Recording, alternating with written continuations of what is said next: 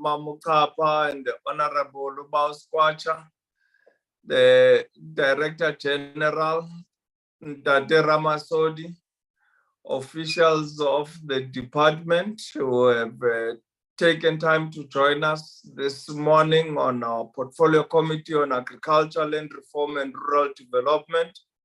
Ladies and gentlemen, comrades and friends, Molweni, Sanibonani, Dumelang, Bagaetso, Goeiemorgen, and good morning to all. I want to take this opportunity, honorable members, to welcome you to our Portfolio Committee on Agriculture, Land Reform and Rural Development meeting this morning. Before we engage with today's presentation on the State of the Nation's address, allow me to make some preliminary remarks. Honorable members, I think it would be an understatement to say that SONA this year was clouded by the ongoing energy crisis. This harsh reality has and continues to affect all of us.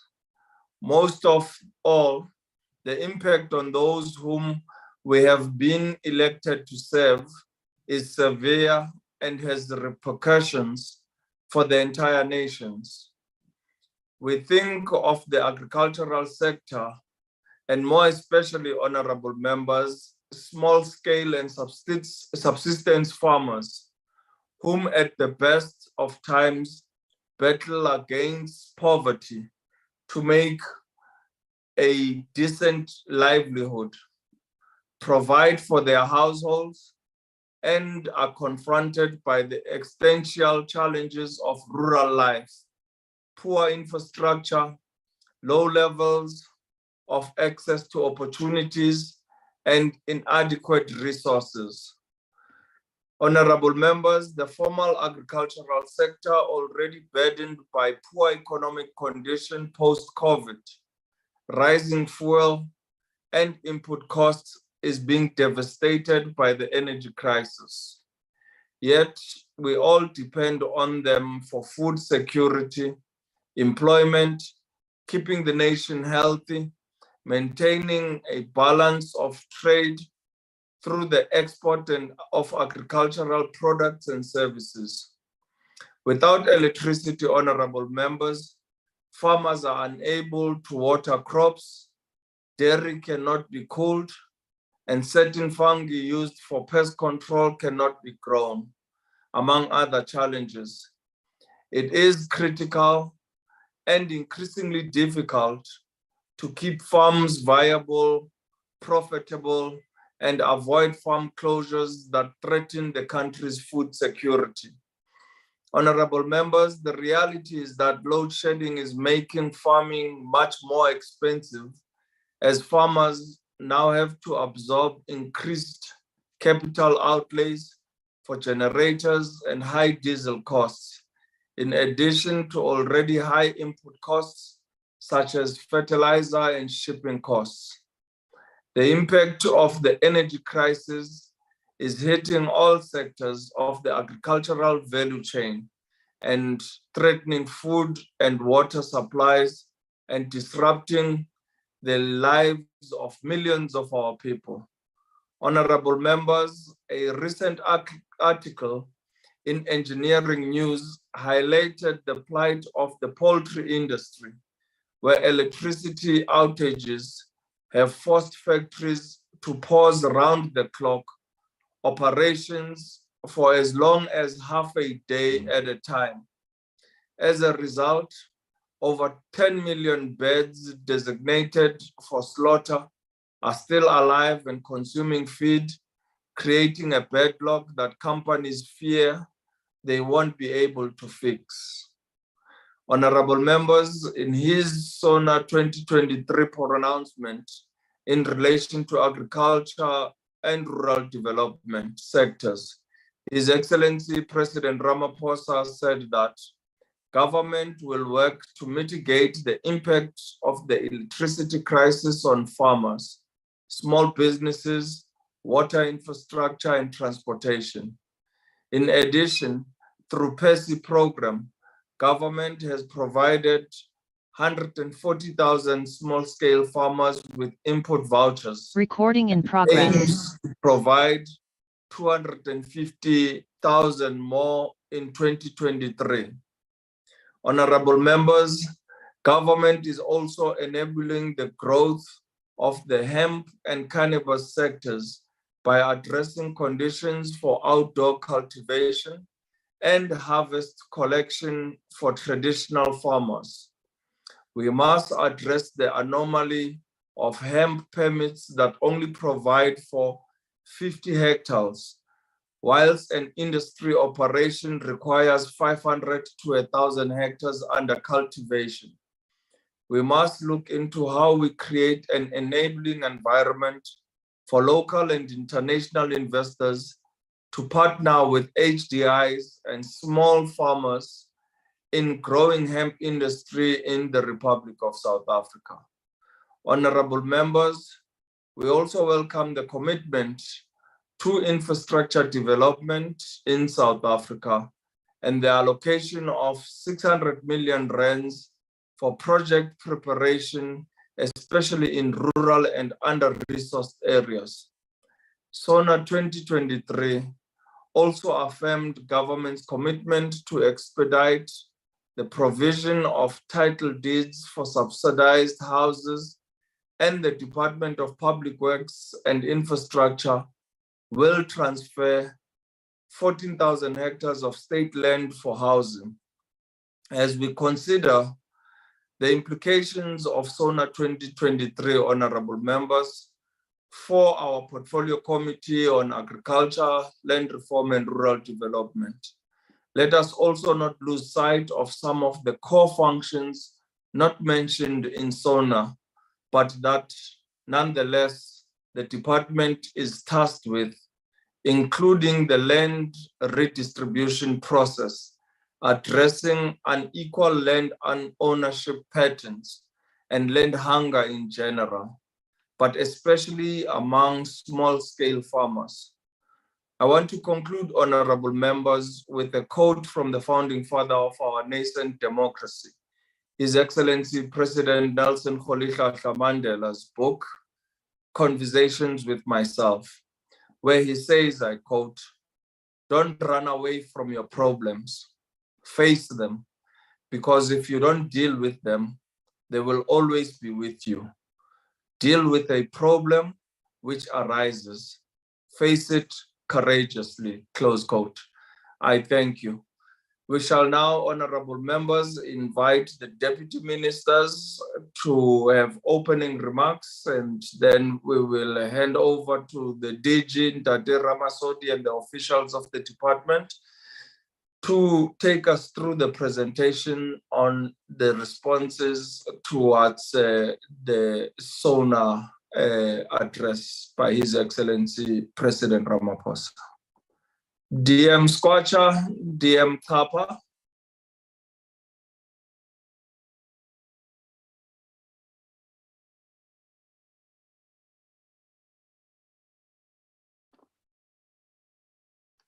DG,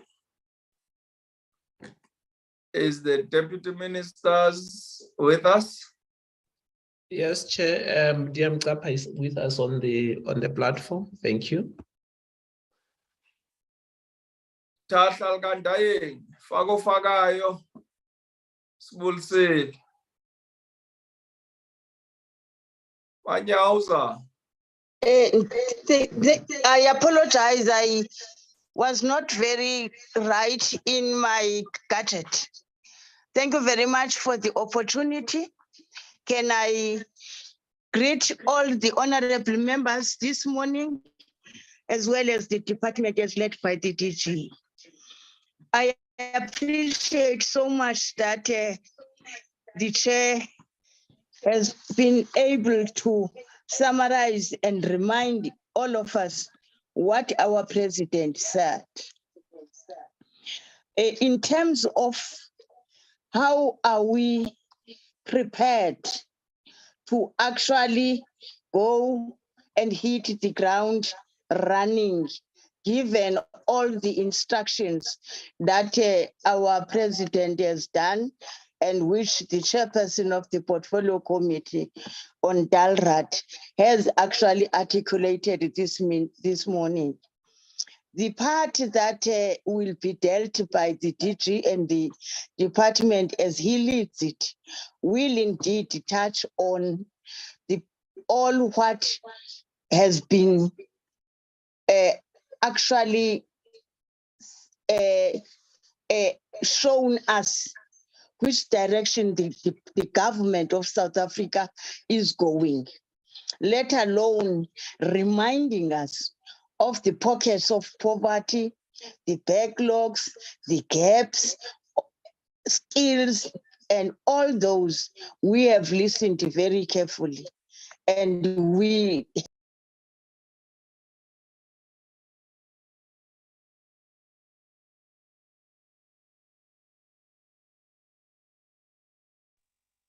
Ingati uqhawukile Manyaws. can you hear me now? Yes, you are audible. Please proceed. Thank you very much. And I therefore would like to hand over to Honorable Squasha, my colleague. If he is not there yet, then the DG will actually proceed. Thank you very much. Thank you, Honorable Deputy Minister Mamukapa. The Honorable Deputy Minister Squacha. Sorry, Chair. I was just told UDM Squacha was then a program here connection Chair is going to join a little bit later. Okay, we'll move on. DG Date Ramasodi, you may proceed. Thank you very much, Honorable Chair, and thanks to the Portfolio Committee for the invite. If I was sitting elsewhere, I would say the Chair has already concluded in terms of the marching orders that the President has guided us on. But we have presented, we are going to present a very short presentation that seeks to capture the essence of the SONA to the sector, but with an admission that there are a few limitations that we have at this stage, Honorable Chair and Honorable Members, that we are still finalizing our annual performance plan, which will in detail capture the other areas that the President has covered in the State of the Nation address. What we have presented here today is an analogy of what we also did within the ACID cluster to highlight the critical areas that the President had really identified. We are not going to go into details in terms of what the President said, but we have categorized it and we will go straight into the deliberations. I will ask that Raul just to beam the presentation so that I can begin with the presentation. The outline is very, very short, Chair. That outline only deals with three critical issues: in the background, the State of the Nation commitments, and the SONA priorities. Next slide, and that I think what is very important, Chair, and from our own engagements that we have had to date, was that the President has been very instructive to say nothing new. Let us deal with what we have in terms of the plans that we have, especially from the MTSF point of view, and then move into a realm where we actualize and implement those. So our MTSF, looking at what we had really committed to, also noting that within this MTSF, there have been various shifts that we have experienced as a country, starting with COVID, the July uprising, the droughts, the floods, and all of those have got to be factored in as this area that really creates a perfect storm that we are culminates in the electricity challenges. So all of this would be looked at in terms of our presentation. We take heed of what the President indicated to say that 4 issues have got to be looked at, Honorable Chair. That is load shedding, unemployment, poverty, and crime and corruption. And all of these have got an impact in terms of our sector in all different respects. As we would know, the agricultural sector currently employs just over 860,000 right through the primary agriculture, with the multiplier effect that we have in the processing world. This number shoots up. So agriculture is very important in terms of this economy of ours.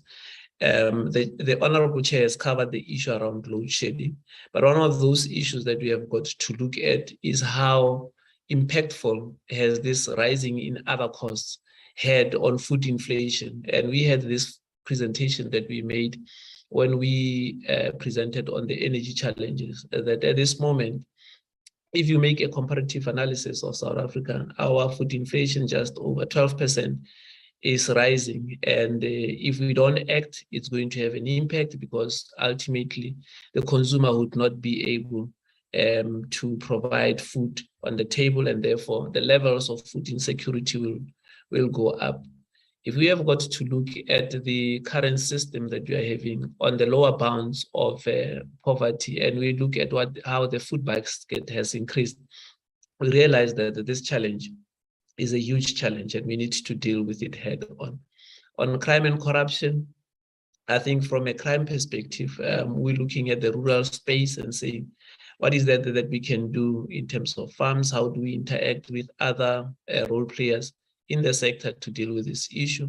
On the issues of corruption, really within the department, dealing with the cases that we are having, the backlog that we have got to deal with, and ensuring that we can ensure that we have got an ethical and development public service. We went, Chair, as the economic sector, and we broke down the areas that the President spoke to. And I think that there were 12 priorities that were outlined, and there were 134 commitments. But what is very important, as the Honorable Chair has indicated, is that what is implicit in what the President was saying was these critical areas that we have got to concentrate on. Not only what the President said about the sector, but what is implied in terms of these 12 priorities, and how does the department then fit into this broader picture that we have got to comply with. Next slide, Ndati Ralph. Now, Honorable Chair, we would like to summarily indicate what the areas are. The first one, in terms of the engagements, would be addressing load shedding. And the sector will just give snippets in terms of where we are. The next level would be on the social compacting. Now, when the President spoke, he spoke about from the level of engagement to say, what is that we can do in terms of compacting that would ensure that we move. Now, I would think that if we have got to go for social compacting, what would make the biggest move is when these compacts are done at sector level, and we'll be going through all those sector level compacting that would make it easier, according to our interpretation, for us to move into the next level. The President also spoke about an investment drive, but that investment drive, according to us, that is outlined in number 3, would not be successful if there's no equal measure that is being taken from a department or even from a sector point to ensure that it becomes a reality. For us, the investment drive would not only be the event, but all these collective engagements that we are going to have leading to the investment summit. They are also, in terms of, for Honorable Chair and Honorable Members, the economic structural reforms that the President spoke about, and there are 17 commitments that are there, which we will have to look at, because without these commitments, I think we are going to have a sector that would not be able to respond to the economic recovery and reconstruction plan of the President without looking at what the environment that is currently permeating in our sector. At 5, we have got infrastructure investments. And these are the areas where we will also sit and reflect on an area that I know that Honorable GM Kappa is really looking at to say, how do we ensure that the rural space has got equal infrastructure investment that would unlock the potential of the rural areas. The sixth one would be around support that we have for the SMMEs that the President highlighted, and we'll be able to respond to those issues. At 7, we have got addressing unemployment, poverty, and rising costs of living. I've already touched on how do we deal with inflation, but within the presentation, we will also deal with the instructive ways that we'll be dealing with unemployment or attempting to deal with unemployment, creating the space so that there can be employment, and also dealing with poverty. The sector also has got a responsibility, Honorable Chair and Honorable Members, to ensure that within this myriad of challenges that we are having, there is no neglect towards education, the building of skills, and health in the sector. And the health in the sector is very important, because we as a department are having a portfolio that deals with health issues, whether from a safety point of view, where you have got food safety, you also have got meat safety that influence the health.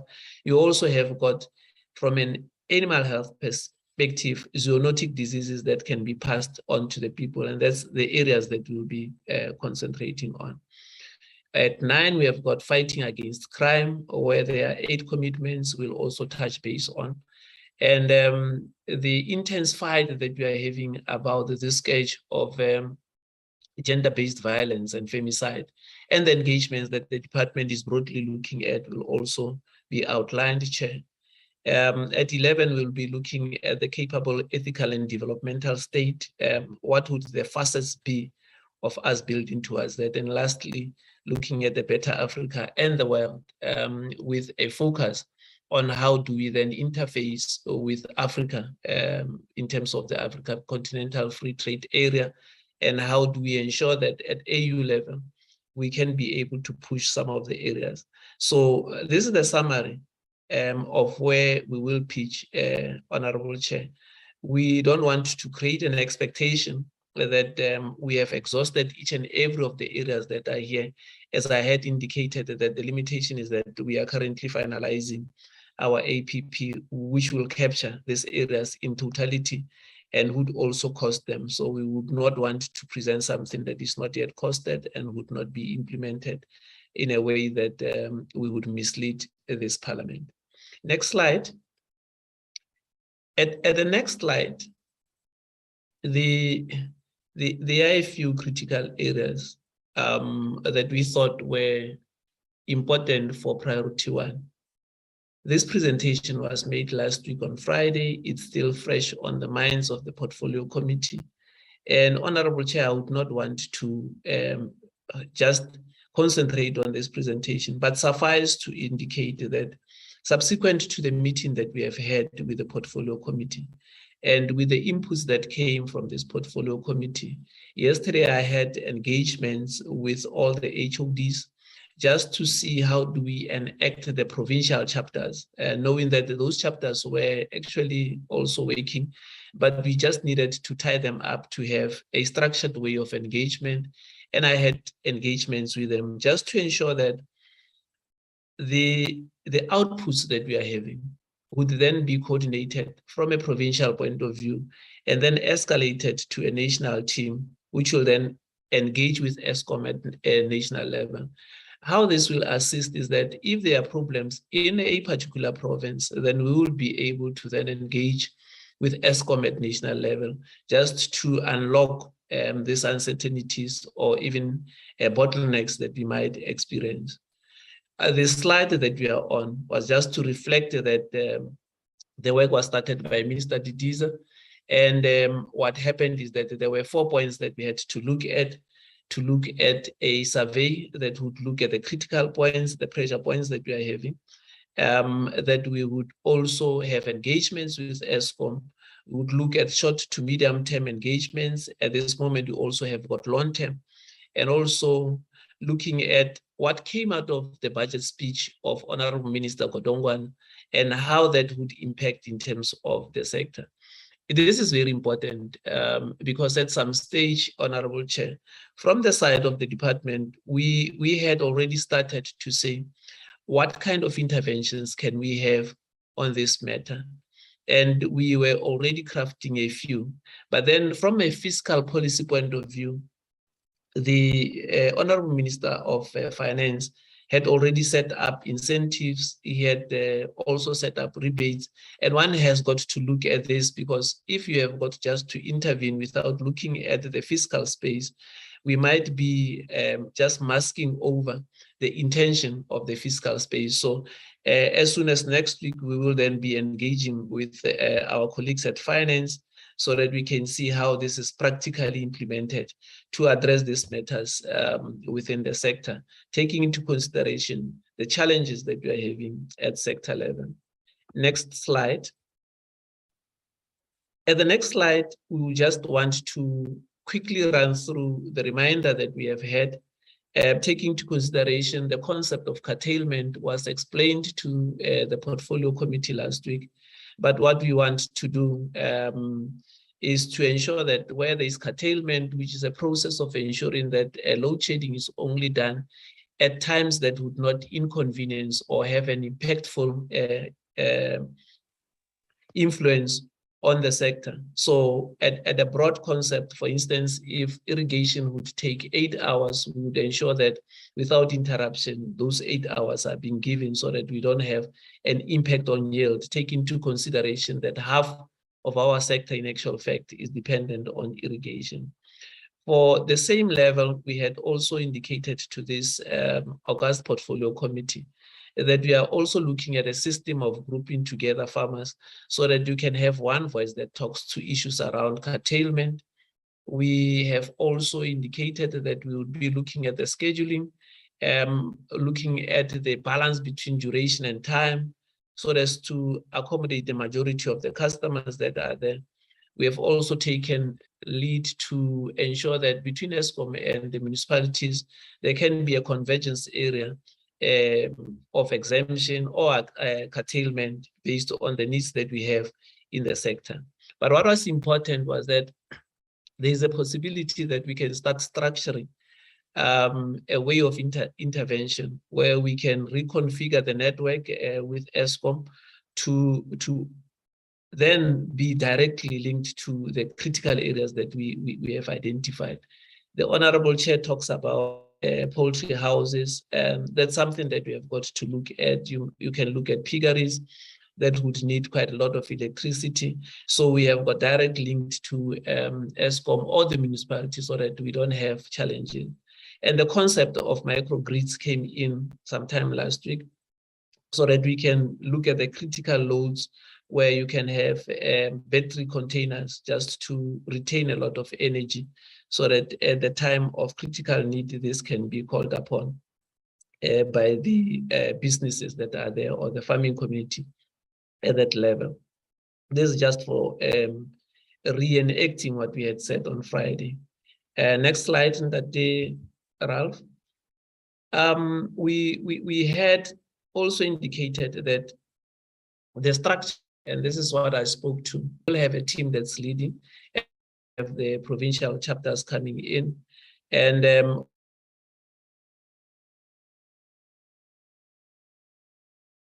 there are structured meetings where we will be able to engage on how do we take this forward, and on a monthly basis we will then chart the way forward, and we will, all the sector participants will also be taken into confidence in terms of this. And the excitement about this is that now we are having a structure based on the sector and a structure that has got provincial chapters that would ensure that if there are hindrances, we can be able to know about them. I don't want to focus only on hindrances, but there are also best practices that we can also glean from here. For instance, yesterday, as I was meeting with the HODs, there were very good examples that came from Gauteng, that came from the Free State, and also from Mpumalanga in terms of what has been done at the provincial level. So we look forward to those engagements going forward. At the medium to long term, I think one of the areas that we had emphasized, Honorable Chair, was that we are looking at a system where we can ensure that we secure the agricultural sector to have alternatives. Apart from alternatives, we're looking at a point where they can also feed back into the grid.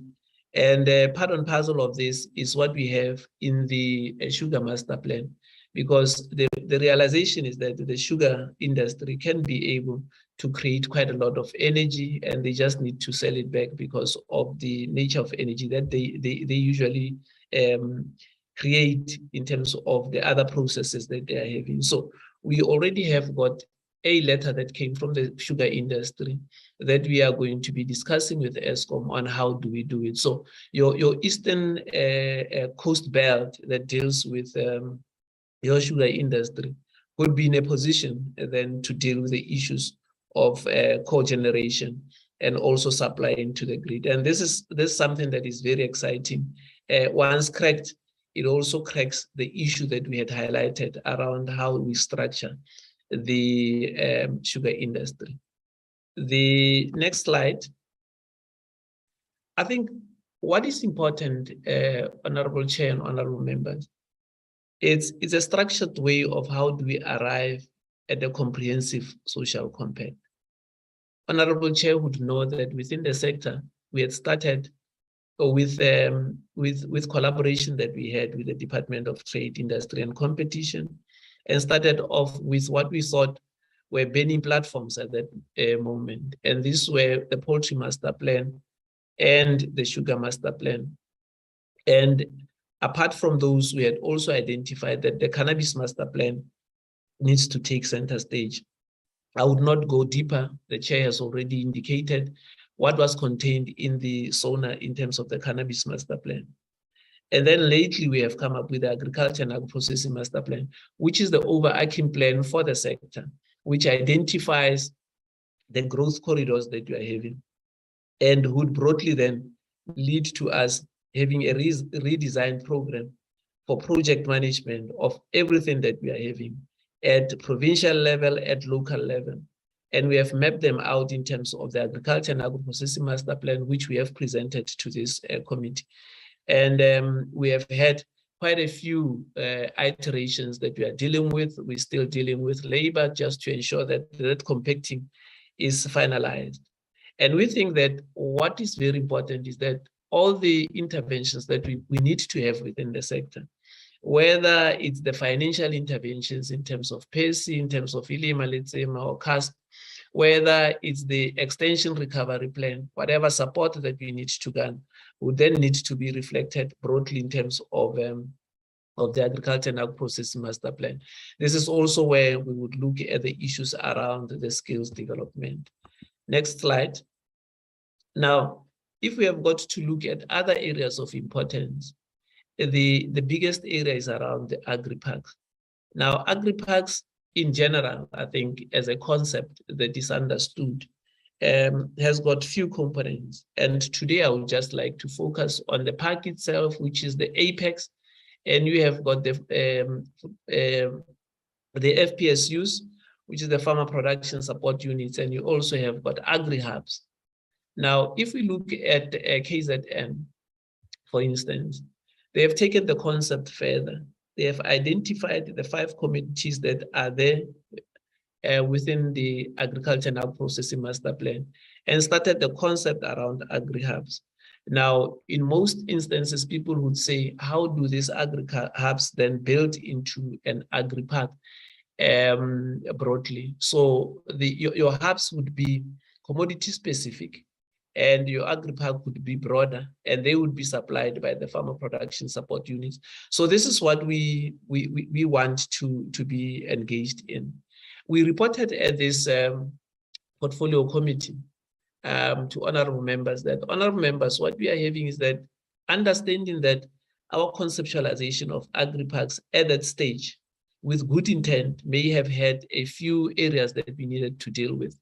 We have engaged the African Development Bank, and with the bank, we are currently looking at a remodeled agri-park, which we think is a model that we are going to implement, but we are not going to leave the other areas that are of importance. We also want to highlight that through the Department of Planning, Monitoring and Evaluation, we have had an engagement on our FPSUs, and we have got advice in terms of how do we deal with it. So we will focus as a department in terms of ensuring that we have got infrastructure that would be able to assist the farmers.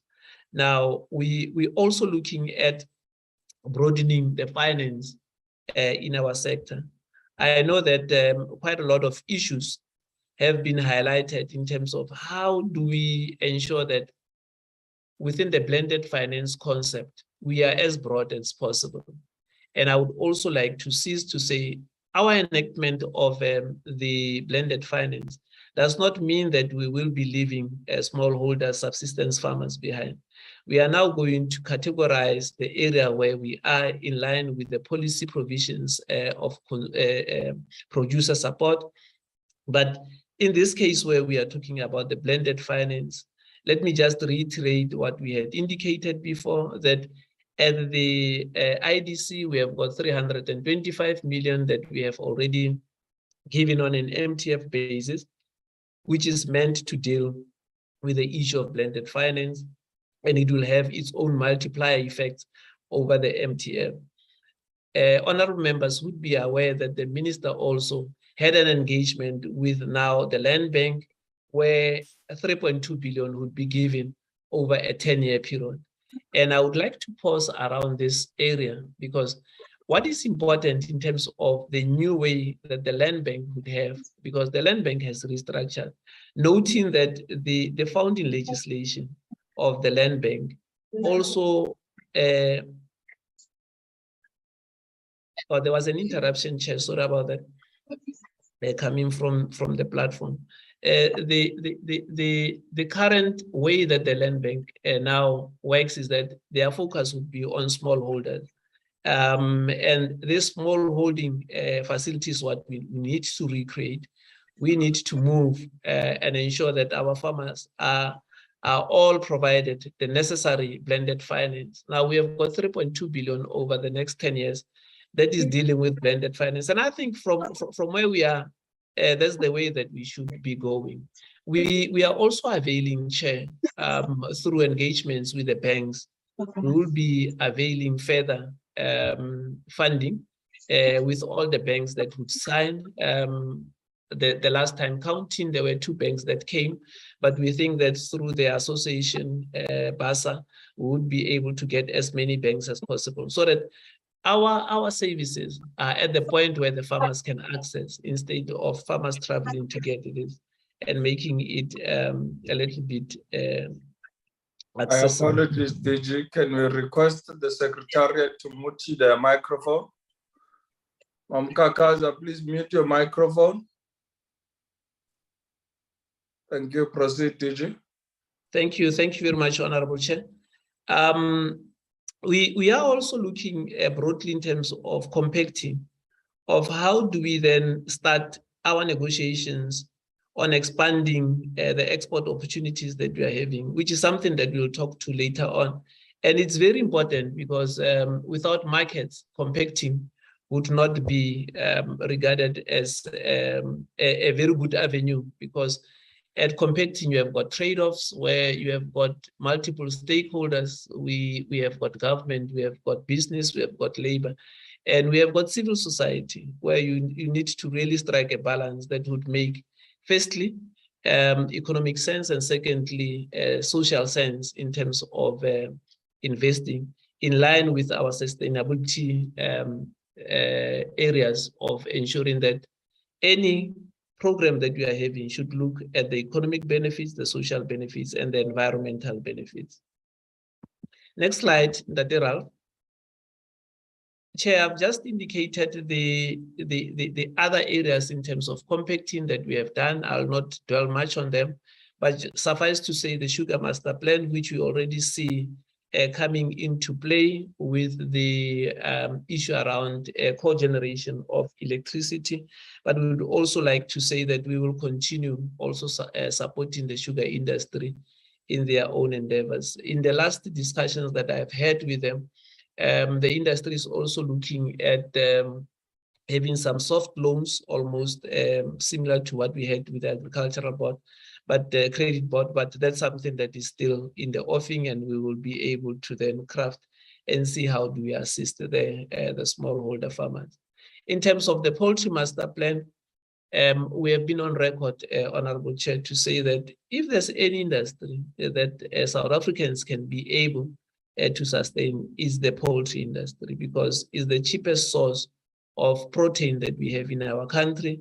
And we will continue to ensure that we diversify the market in terms of exports, ensuring that all SPS issues are being dealt with.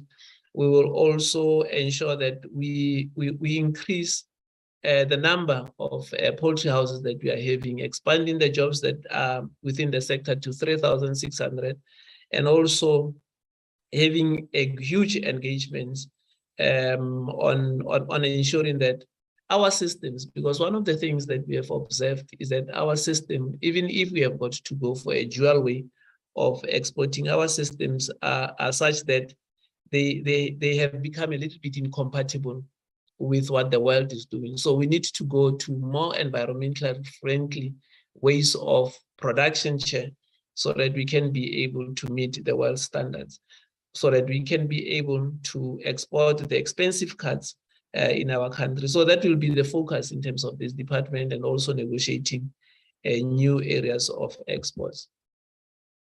And the last one, Chair, the next slide, Ralph. The last of these master plans is the cannabis master plan. And Chair has already indicated what the President had indicated in the State of the Nation address, but what we wanted additionally to bring to the fore, over and above what we had said, that we will have 9 provincial structures where we will have demonstration plots for cannabis, especially hemp, but we will also have a hemp seed certification scheme, because the first thing that we have got to do is to ensure that we safeguard the seeds that are here in our country, and ensure that we are able to deal with them from a perspective of registering them based on their distinctness, on their uniformity, and also the stands that we are having. So it's very important in terms of this. We are also looking at the ensuring that with these engagements with SAPRA, we are agreeing on the level of the tetrahydrocannabinol that is there, has got to be in the hemp. Minister already had the first meeting with all the ministers just to address this issue. And Deputy Minister would also attest that the issues that we need to do is to ensure that the cannabis industry remains where it was, and it remains in the hands of the Black people who had borne the brand of being at the forefront of what was then illegal. And since that it is now legal, we need to safeguard this and ensure that it comes through. Some of the areas that we will also deal with are with the barriers of entry to the industry, and ensure that we are simplistic in terms of the way that we do things, instead of criminalizing even activities that would generally be accepted during this day and age. The next slide. Now, Honorable Chair, we have got priority 3 on investment drives, and building up to the investment drives, critical areas that we have identified. We needed to reflect that last year we signed 2 MOUs, one with Cuba and one with Saudi Arabia. Now, the one with Saudi is very expansive. It looks at development, cooperation, and trade and investment opportunities, and we hope that we would be able to access the investments that would come from there, and ensure that these are within agricultural development. Those traders who were there, or the farmers who were there, are already getting quite a lot of promises in terms of business, and we hope that at the culmination of this investment summit would be able to also make pronouncements on what they could get and would be plugged in here. I think what is also critical here is to note that some of the areas that we are talking about, especially areas in communal areas, have got a potential to be unlocked through investments. And the engagements with Amakosi at different levels would also assist us to deal with this. Now, in terms of attracting investments, Minister Didiza and the DMs are having an investment drive in the Western African countries that will take place in March. And they would be taking a few emerging and potential agripreneurs just to go to Ghana, Ivory Coast, and see whether we will be able to really deal with the issue around also ensuring that we also access markets outside. We're also looking at just dealing with the AMP to crowd in private sector investment into the sector. So it's that level of interaction that we are having. And I think the commitments that we would have from the AMP would then also assist us to leverage on different areas that we are having. We are looking at final contracting in March, and therefore it would be expected that once the costing is done, we will be able to move into that realm. The next slide. Still on the investment drives, there are 5 critical areas that we thought maybe at this moment not pushing them to a greater engagement, but we would need to pursue them. The first one is the SACU-EFTA FTA, which is the free trade area, which would really give us a lot of benefits once the reviews are being done. Because if you are in a free trade area, there are certain benefits that would accrue to a country, whether from a perspective of paying off tariffs or in terms of preferential treatment from the free trade area. That's what we need to be pursuing with the EU. And what is very important, as a decision that was taken at SACU level, was that we negotiate as a front, and therefore that level in terms of engagement on agriculture issues would need to be pursued so that the country is not disadvantaged. And secondly, in terms of this, we are able to then have better access. And this is an area that I think we'll be working very hard on, just to protect and also advance the interests of our country. The other one would be around the SADC, which is a bigger unit, and EPA. So that is where we will be also looking at. Prior to our engagements with the African Continental Free Trade Area, there were engagements that we are having with the 3 other areas, SADC, ECOWAS at that moment, and I think we were pursuing a tripartite a free trade area. We will still do that because all the setups, even the annexes, are still there, and we will do that with VEF for this year. And then lastly, honorable members would be aware that there are huge discussions that we are having at the World Trade Organization on the agreement of agriculture. And what I liked last week when we were discussing the energy challenges, I think it was Honorable Matthias who was saying, why don't we just open up in terms of the issues on ensuring that on a broader scale, we have got subsidies that are being looked at. And within the various windows that we have within the WTO, I'm of the opinion that we need to open this up.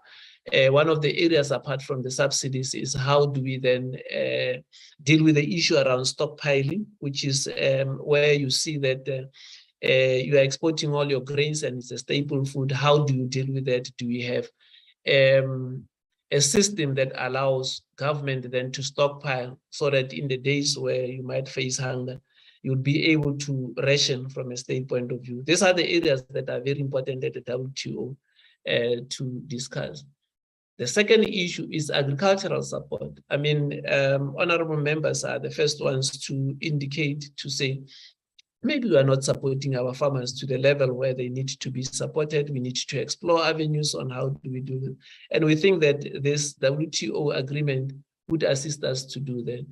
If you recall, Minister had responded sometime last year to say that the last ministerial meeting that we had in Geneva did not yield any items on agriculture. And there is that concerted effort to say, how do we then bring the agricultural discussions on board? And we are of the opinion that this is one area that we need to concentrate on and ensure that it's going to ensure that we have got continued reforms in that sector of negotiations within the WTO. Next slide. On the next slide, slide 14, we had the president talking about structural reforms. And our view is on three areas, sorry, Chair. On the rail, on the ports, and also on water. And all of those, we have already have our hands in the pot. And what we would need to do, firstly, in terms of the port infrastructure, we are already engaging with the role players to ensure that the upgrading of the ports has got a slant towards agriculture and ensuring that we are not disadvantaged from that level as the sector. And we already have got various bodies in terms of the sector that are already playing here.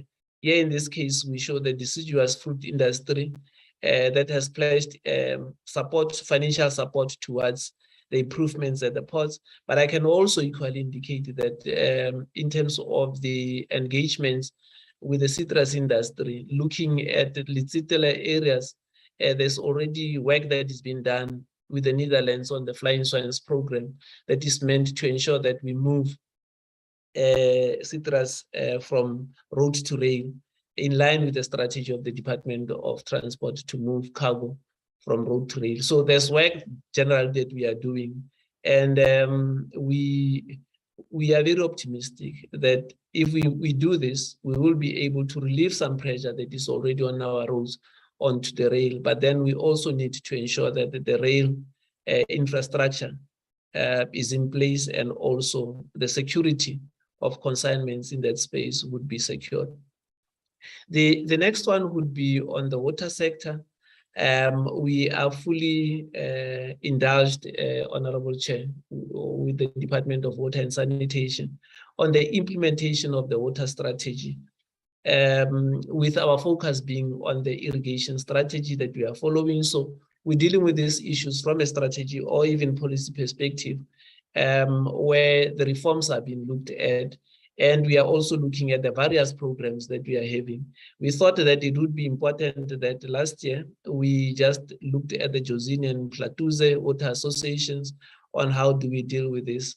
And we are also looking at the transfer of bulk infrastructure from Makatini irrigation scheme with the Department of Water and Sanitation. My apologies for water affairs, it's long date, Chair. That's a typo that we so regret.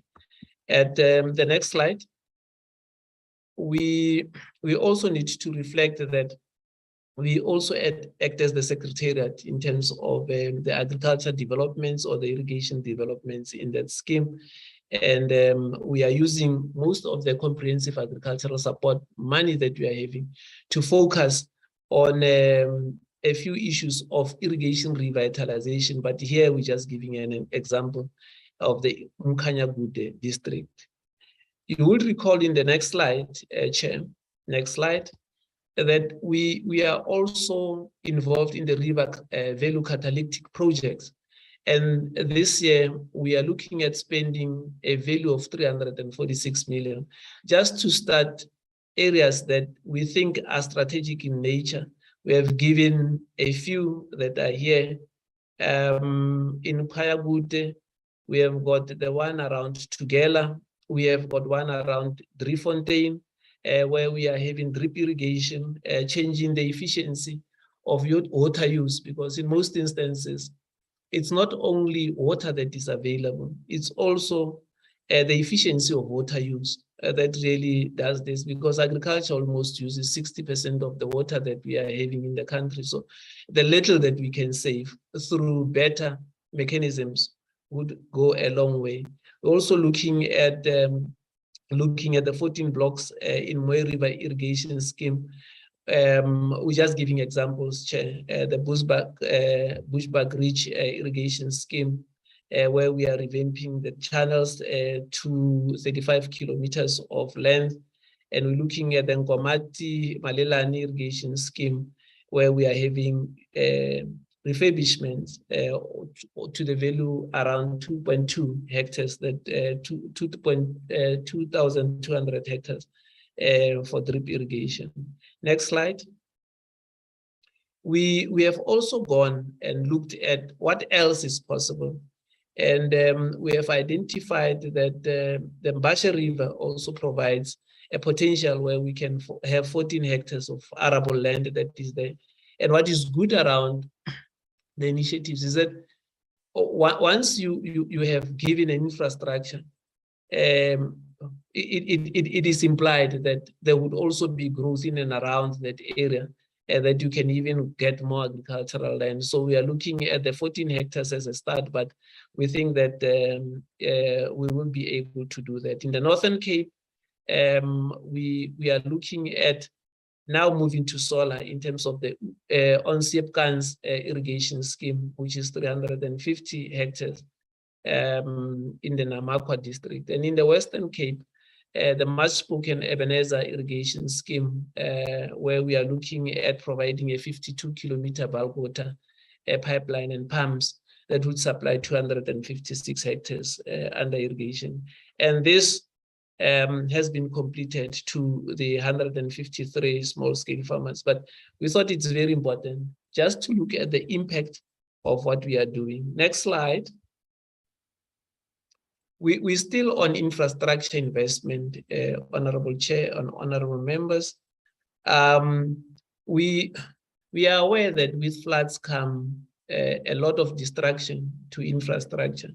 And one of the areas that we thought, in collaboration with the Department of Public Works and Infrastructure, Cooperative Governance, Traditional Affairs and Municipal Infrastructure Support, and other agencies that are there, we would look at strategic areas that we will deal with. Now, for now, and this might even increase after our APP, we're looking at 11 farm access roads strategically located.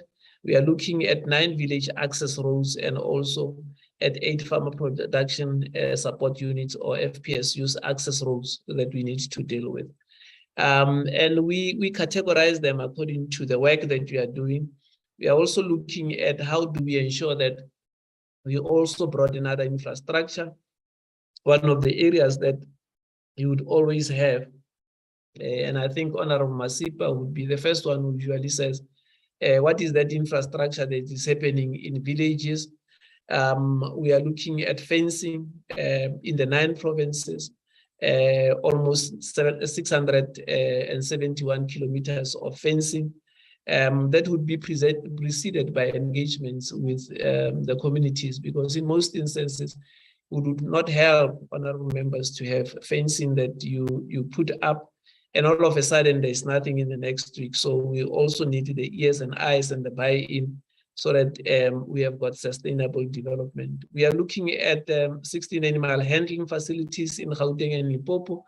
And I think this is even a small number, because my understanding is that on our framework that we are having for FMD, we have got even quite much bigger engagements. Like we have got these 45 deep tents that we will develop in KwaZulu-Natal, Mpumalanga, and Limpopo as a response to FMD. And we are also looking at 8 stock water dams in KZN. And I think on a broad context, when we consolidate everything that we are having, there's a program that we also need to do with the provinces of scooping of the dams to ensure that we have got maximum capacity, so that when we have got years of drought, we would have prepared ourselves for that. The next slide.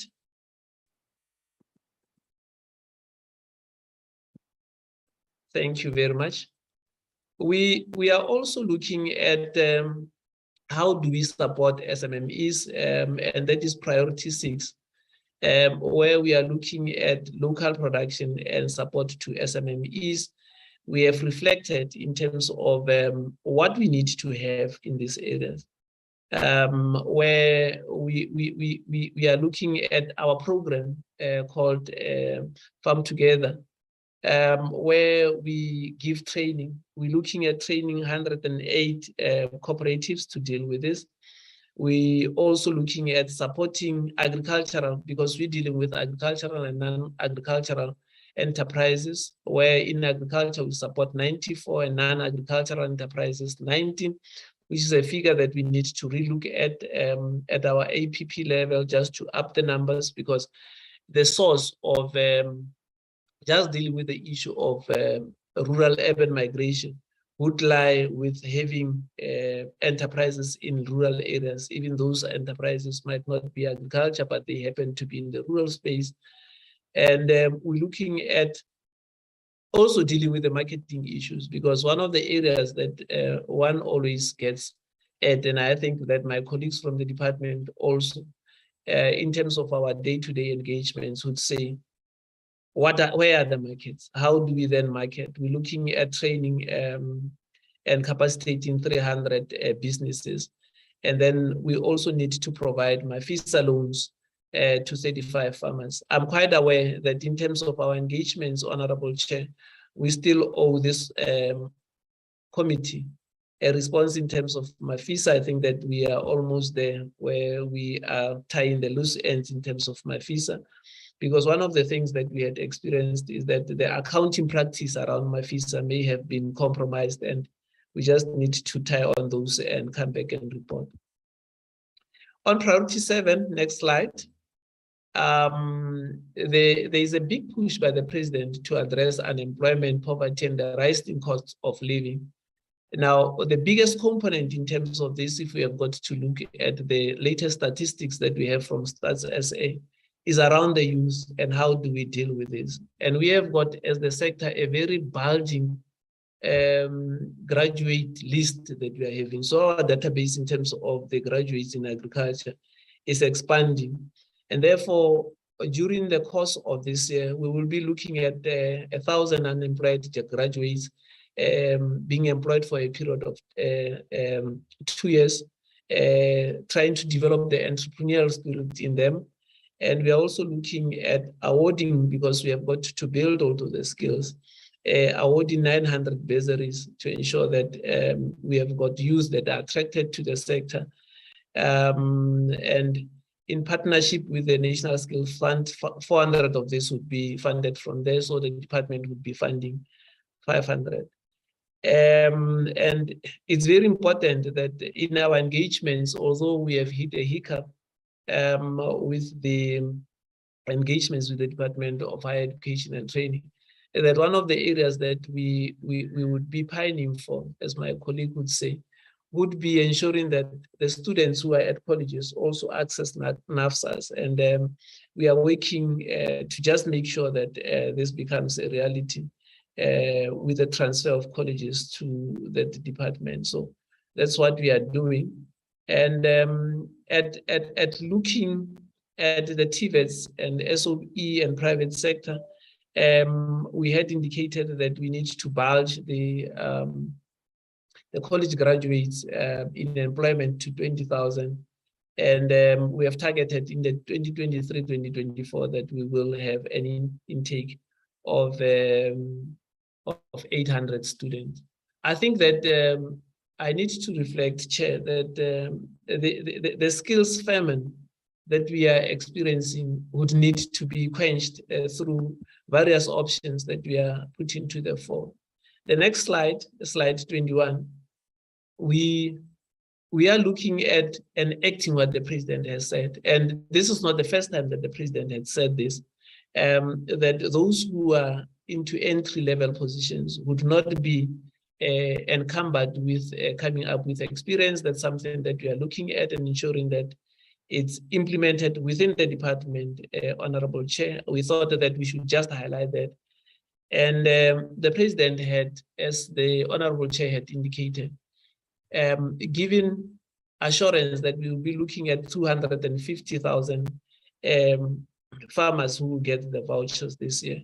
Now, there's a very fine balance that we have got to strike, Chair. We have not gotten an indication that we will get the PESI money, but I think that we will get it based on what the president had said and would move from that perspective. Suppose that we don't get that money. What we are doing is that we are also engaging with the provincial structures just to ensure that we can work towards this presidential direction of having 250 subsistence producers assisted. And we will be engaging with National Treasury and working with the provincial departments to see this as a reality. The next slide. Chair, we also dealing with the issue on priority 7 on the eradication of backlogs in accessing title deeds. And now the president had indicated that we need to move with speed when it comes to it. We have identified that we still have got 1 million houses that are there. The program is led by the Department of Housing, Human Settlements, sorry about that.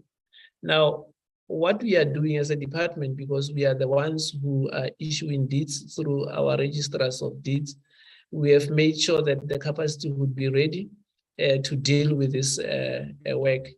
Now, with the reform that we are having within that space to ensure that our electronic deeds registration system is moving, we are moving into phase 2 of that, and we look forward to say in 2025 we'll be done in terms of that, which will make it easier for us to register quickly. But in terms of the 1 million, we are in concurrence and we will be moving towards that. We are also looking at finalizing the policy on this legislation, and we will deeds registration, sorry about that, Chairperson. But we will also look at a way of transforming this legislation, as you would know, that this act was in 1937. We recognize the reiterations that have happened, but we would need really to look at a different legislative regime when it comes to deeds registration, taking into consideration that the previous deeds was only meant to deal with a particular area of work where you would have the title deeds being for certain areas and certain areas being neglected, and not looking at what else is possible, especially in our communal area. I'm happy to also report that in terms of our engagements, Honorable Chair and Honorable Members, we have had last week an engagement with a few experts in land reform to look at the communal land tenure bill and the land redistribution bill, which would the communal land tenure bill, which would have a huge impact in terms of how do we look at deed registration in our country. Next slide. Now, the continuation that we would have, Chair, here is to highlight the engagements that we would have under priority 8 on quality education, skills and health. But where we are sitting, it's around NARISEC. It's around the reconceptualization of NARISEC, to say whoever comes out of NARISEC would be supported to see in our sector where can they be given an opportunity to execute whatever that they have learned. Secondly, it's also to partner with the private sector to do work. I think there was a partnership that we had with Clicks, and it's really gaining momentum, because what you get is a very disciplined member of our community who comes from engagements with the South African National Defence Force, and then that member is integrated into the community at a different level, whether they are into farming, where we can be able to provide them with a startup for them to start their businesses. But we have got a new cohort of 4,500, which is coming to the fore. You would be aware that the last time around we had 1,275, and we will be taking this partnership now to the next level by involving the National School of Government so that it becomes the core, that when they come in, it's not only the discipline in terms of the South African National Defence Force, but it is also important that we also look at how do they interface with the National School of Government, just to give them the necessary tools and skills to improve them from 3 critical areas: knowledge, skills, and attributes that we need to build in this space. We already have 485 of the young people who have been linked to job opportunities from NARISEC. And we are looking at increasing this number based on the current discussions that we are having with partners in government, NGOs, and the private sector. We are also looking, Chair, at the concept that I have said in terms of business opportunities, that we support 309 young people with business development, and using the Department of Small Business Development, Transport, and the South African National Roads Agency, SANRAL, and other private sector organizations, just to build and ensure that whatever that we churn out as a department does not become an addition to unemployment, but it becomes a skill that would ensure that South Africa, from a youth dividend that we are having, we are able to utilize that to grow our skills in the country. The next slide, slide 24. Now, on slide 24, we're talking about the fight against crime. And this is very important at the point of the farming community or the agricultural sector, let me put it in that way. I think honorable members would know that there are 2 areas. Let's start at the highest level. Is the attack on farm workers. It's the attack on farmers. It is the stealing of produce from farms, whether it's fruits, whether it's livestock. Those are the areas that we have got to deal with. We have got to deal with theft. We have got to deal with all of these areas in our sector, because they have got an impact in terms of influencing the mood in the sector and the view of the sector in terms of our investment potential. So we have worked with the South African Police Service and SALGA and other stakeholders on the rural safety strategy to just deal with this, and our apologies for that line, to just ensure that ultimately what we have is a system that would ensure that we sustain this sector, and we are able to then quickly deal with the areas that would be identified within the sector itself. We'd also address this thing at the joints or the joint operational and intelligence structures, the community policing forums, and we would also monitor the evictions that we are having, and having also the land rights management committees, so that we can provide a long-term security of tenure to farm dwellers. So we are looking at that as a focused area for the department going forward, Honorable Chair and honorable members. On the next slide, we are also looking at priority 10 on the fight against gender-based violence and femicide. And what is at the center of this is that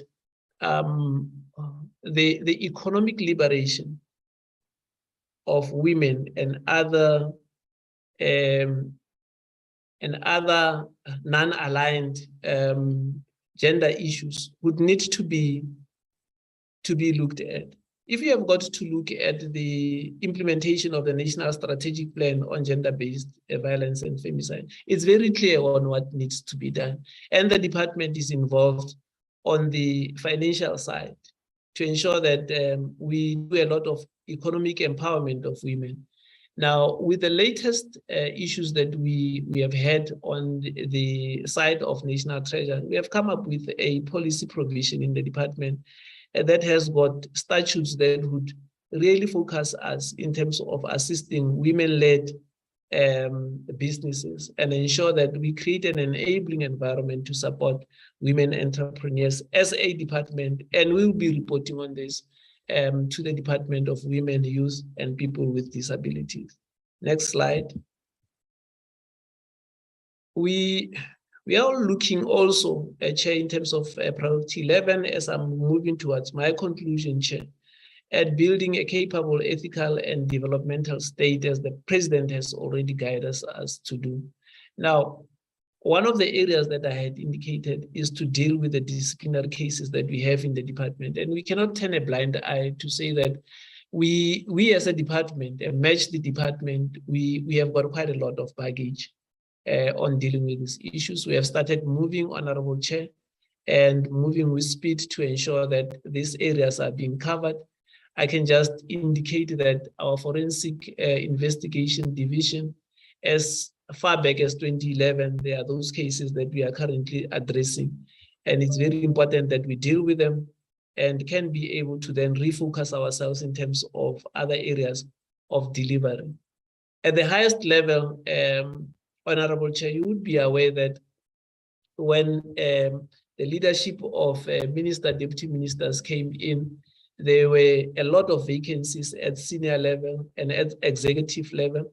At executive level, now we have got only one vacancy within program 2, and I think that minister will deal with it during the course of this week, and we will be at full speed and at full capacity at executive level. And that is very important in terms of then guiding the department from different areas that are business units and the different components that would be doing work for the department. And we will continue to fill the vacancies in the department. We have got a vacancy level that is very high, just over 10% around, I don't want to give that figure, but it was around 14 when I looked at it, which is way beyond the benchmark. But we understand, and we have reported here that what curtailed us to do that. We are looking at bringing that down, because from where we are sitting, Honorable Chair, it would be very criminal for us to cry about unemployment when we have got vacancies. So we're working on that vacancy list, eating it away so that we are fully staffed as a department, so that we don't have, firstly, issues around capacity when we report, or alternatively also having issues around service delivery complaints that we are having. We are training our own initiators in terms of cases. We are also training our initiation of presiding officers so that our cases go quicker. We are also training managers and employees on labor relations. And we have appointed a team of state law advisors to really appoint firms that would assist us to deal with the complex issues, and taking into consideration the time frame that we have had to date. That's what we are doing to ensure that we build a capable, ethical, and developmental state. What is not said here, Chair, is that for each and every employee, there's a personal development plan where people in their own various areas would say, in this year, this is what I would like to do, this is how I would like to improve myself, and we are engaging on that process. We're also exploring, Chair, the element of coaching in the public service, which is something maybe that we are underestimating, but it's very important in terms of growing a capable and ethical and developmental state. And I think that we can be able to report once we have crystallized what would the components in that area be. Next slide.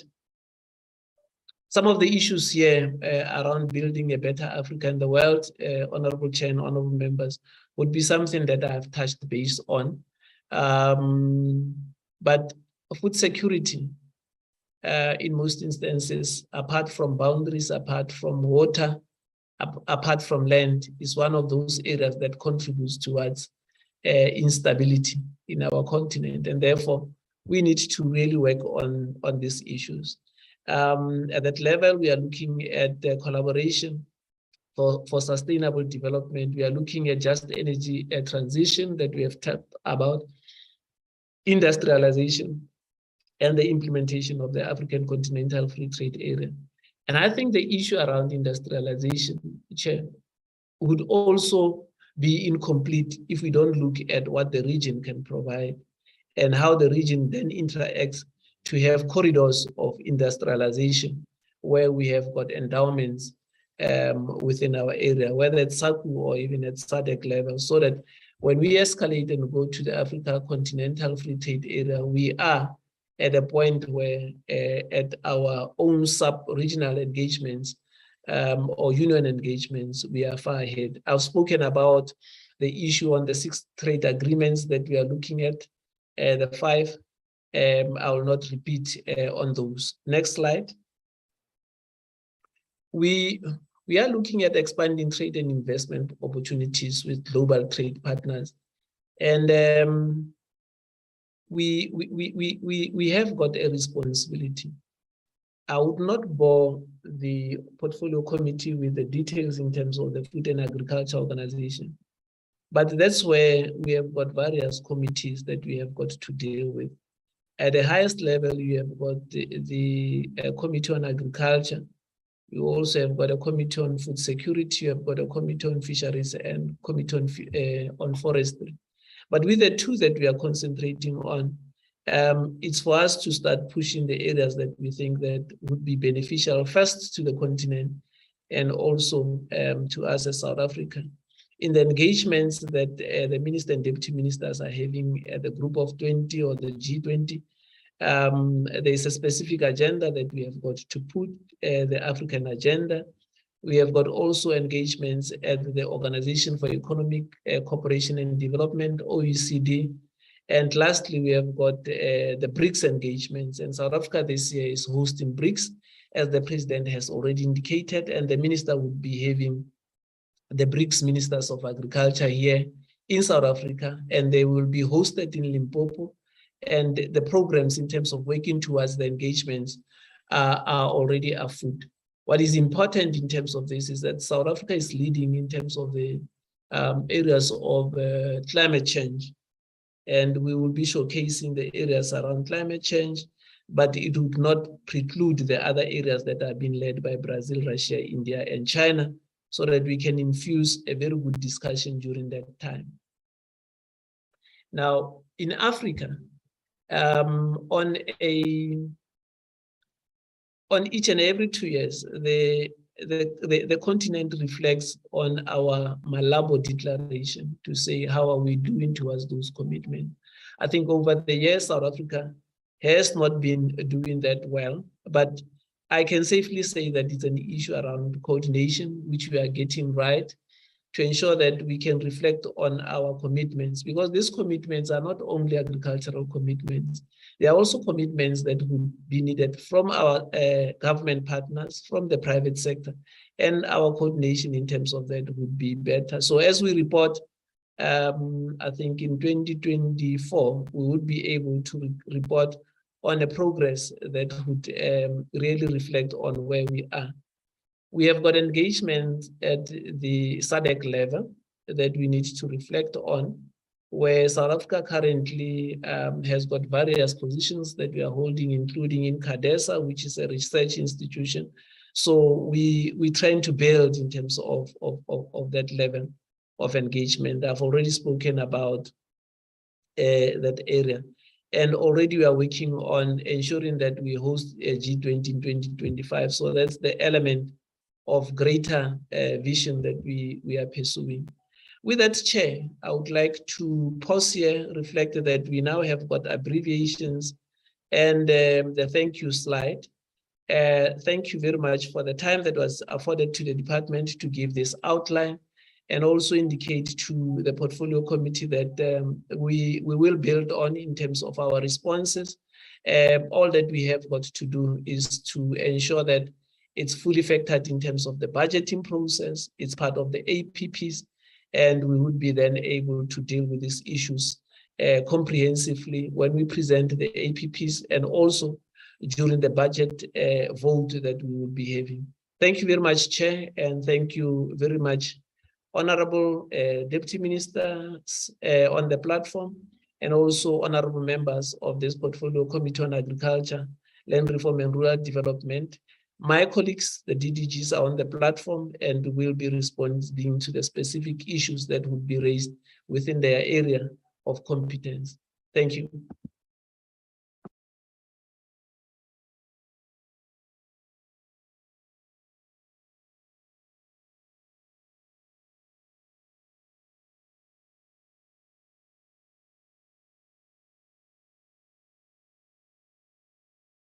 Thank you, DG. Honorable members, that's the presentation from the Department of Agriculture, Land Reform and Rural Development on their responses to SONA and the input on their side. We'll now open the session for questions of clarity and comments. Honorable Kabe. Thank you, Chair. Good morning to Deputy Ministers, the DG and his team, my fellow honorable members. Chair, let me start by welcoming the presentation. Indeed, when you look at it, it addresses the issues that were raised by the President for SONA. Now, my inputs, Chair, and submissions are on the following. In as much as I agree and appreciate, I will not forget, Chair, that we're having issues with PESI, as the department is putting this before us today, that some of these projects will be responded to through PESI. We're still having issues and qualms, DG, with PESI, and I hope the department is hard at work dealing with issues that led to the stalling or stopping of PESI. I have recently read 2-3 days ago that there is investigation that the President has accented to around your Ilima Letsema. It might be for the previous years as stated by on SIU communication. How will this affect this program currently? And I hope, Chair, at a certain period, you will be briefed on what are the issues here around this program, Letsema Ilima, that made sure that President has to accent to investigate in this program also. On Chair, the Comprehensive Social Compact. Let me start the Agri-Parks, DG. My take is that as and when you were explaining, you have gone back to how these Agri-Parks were conceptualized. But we are on the last year of this term. We have been here for the past 4 years, Agri-Parks, then we're promoting farmer support units over everything. So today we have been told also that they are being remodeled and reworked according to how the African Bank is doing them, how KZN is doing the agro hubs. We are in KZN. At some stage, we were taken to a yard where mining wanted to prospect. And that was supposed to be an agro hub or something. So my worry, Chair, is the forever planning in the department instead of implementing, instead of bringing things to the forth. I know you have been on the platform, Chair, saying whatever you're saying, the agri parks in Eastern Cape, they are not there. Now we are gonna sit again for this financial year and try to remodel and revise and do them according to whatever. It's taking a lot of time. For the next 15 years, we will never see agri-parks if this is how we're going to go around. But whatever you are explaining, that's exactly when the agri-parks were conceptualized. It was said about them. And luckily now we're going to go that route. At some stage, they were supposed to be 52 in every district. Then they were 9. Then we are remodeling and revising. How long will this department take to implement agri-parks?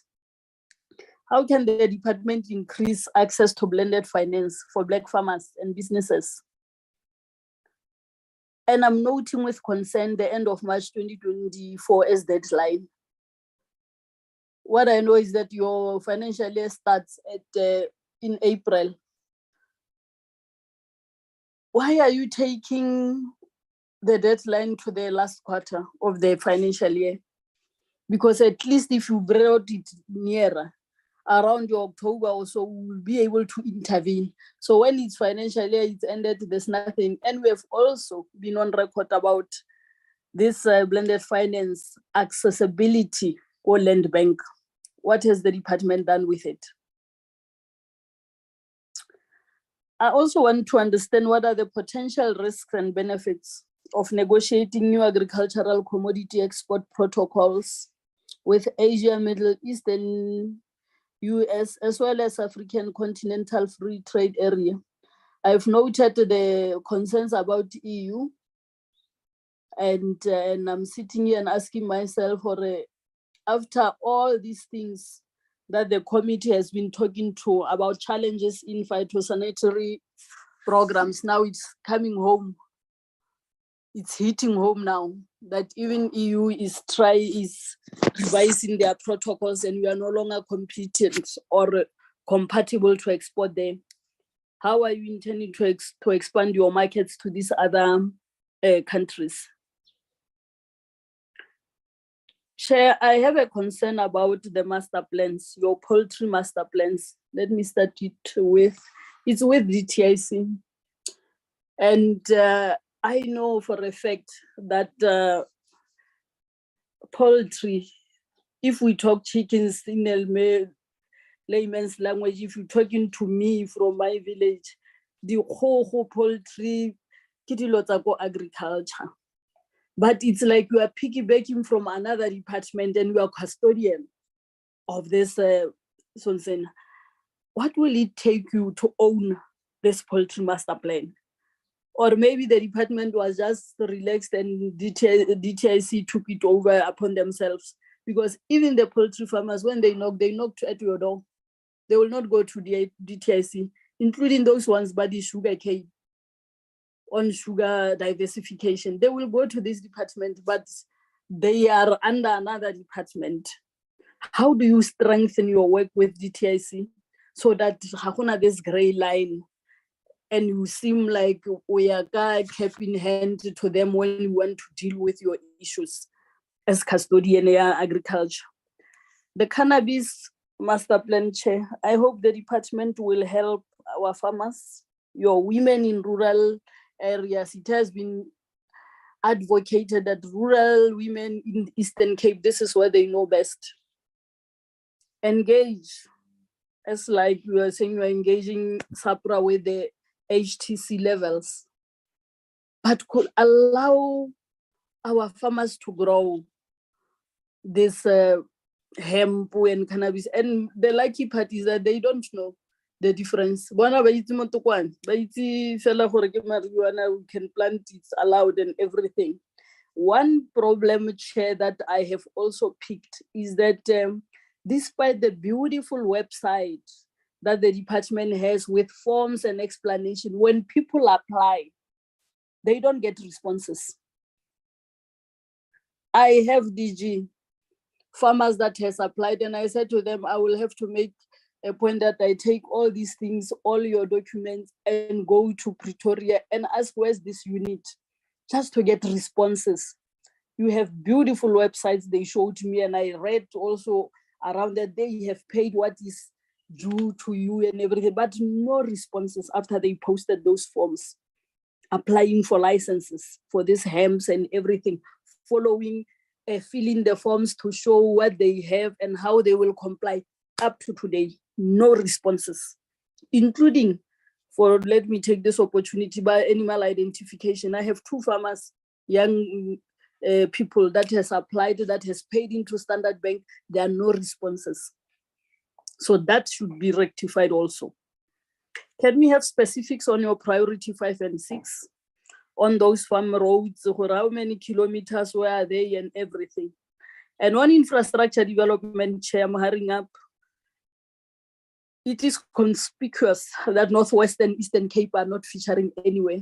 And I know that we are presenting this coming from your provinces as feeders of this information. What are you doing about those provinces that are not bringing anything Because when we talk infrastructure investment, it cannot be skewed. It has to be all over this country. Now, you cannot have ailing provinces not submitting information, not planning adequately, because farmers in those provinces then get sidelined. So I would want to understand, out of the challenges that we saw, today we don't see even Eastern Cape featuring anywhere. And you cannot even pick up a phone and ask Batobako Eastern Cape, the relevant managers, for what are you doing? Because this portfolio committee is coming from Gwacho. And on your infrastructure development, there's nothing coming from those areas. Unless you want to tell us that you have incorporated them on those hectares or kilometers, it's a fencing. But what comes from those provinces is very key.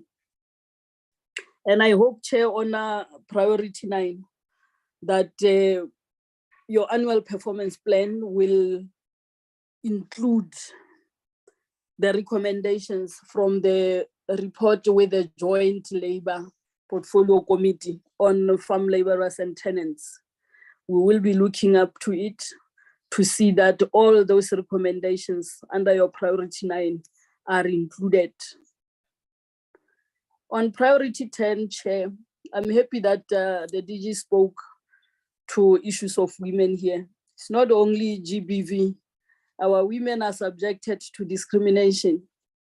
And you having a policy that you adopted, I think it's 2 years ago, but it doesn't bear fruits, DG. When you go around farms, study women, it's about 25 hectares against 200, 300, 500 hectares that are given to men. So there's a lot of issues that needs to be rectified on the support of women through this department. And I even thinking here, or if we have to ask for how many women are leasing your farms, taking the examples that we met to KZN, where a woman was removed in favor of a man because the husband has passed on. It is a challenge, and this is how women get abused within departments, and this needs to be rectified. Chair, I think your input that this plan or responses must not overshadow or overlook the other programs that are important within department holds water. That must be brought in, and I have noted last time we were talking about DDM, your district development model. My prayer is that all this should also be linked to that, because that is what is now there. We know that all these things has to come through districts. The DDM model should be used to deal with challenges as a response to what the president has indicated. My last input, Chair, is that I would prefer that on one of your Fridays, as we have agreed, let's take stock of previous SONA commitments, so that we don't leave the commitments that were made previously and we did not achieve them behind. We incorporate them as we move forward, because promises made to people will never go away.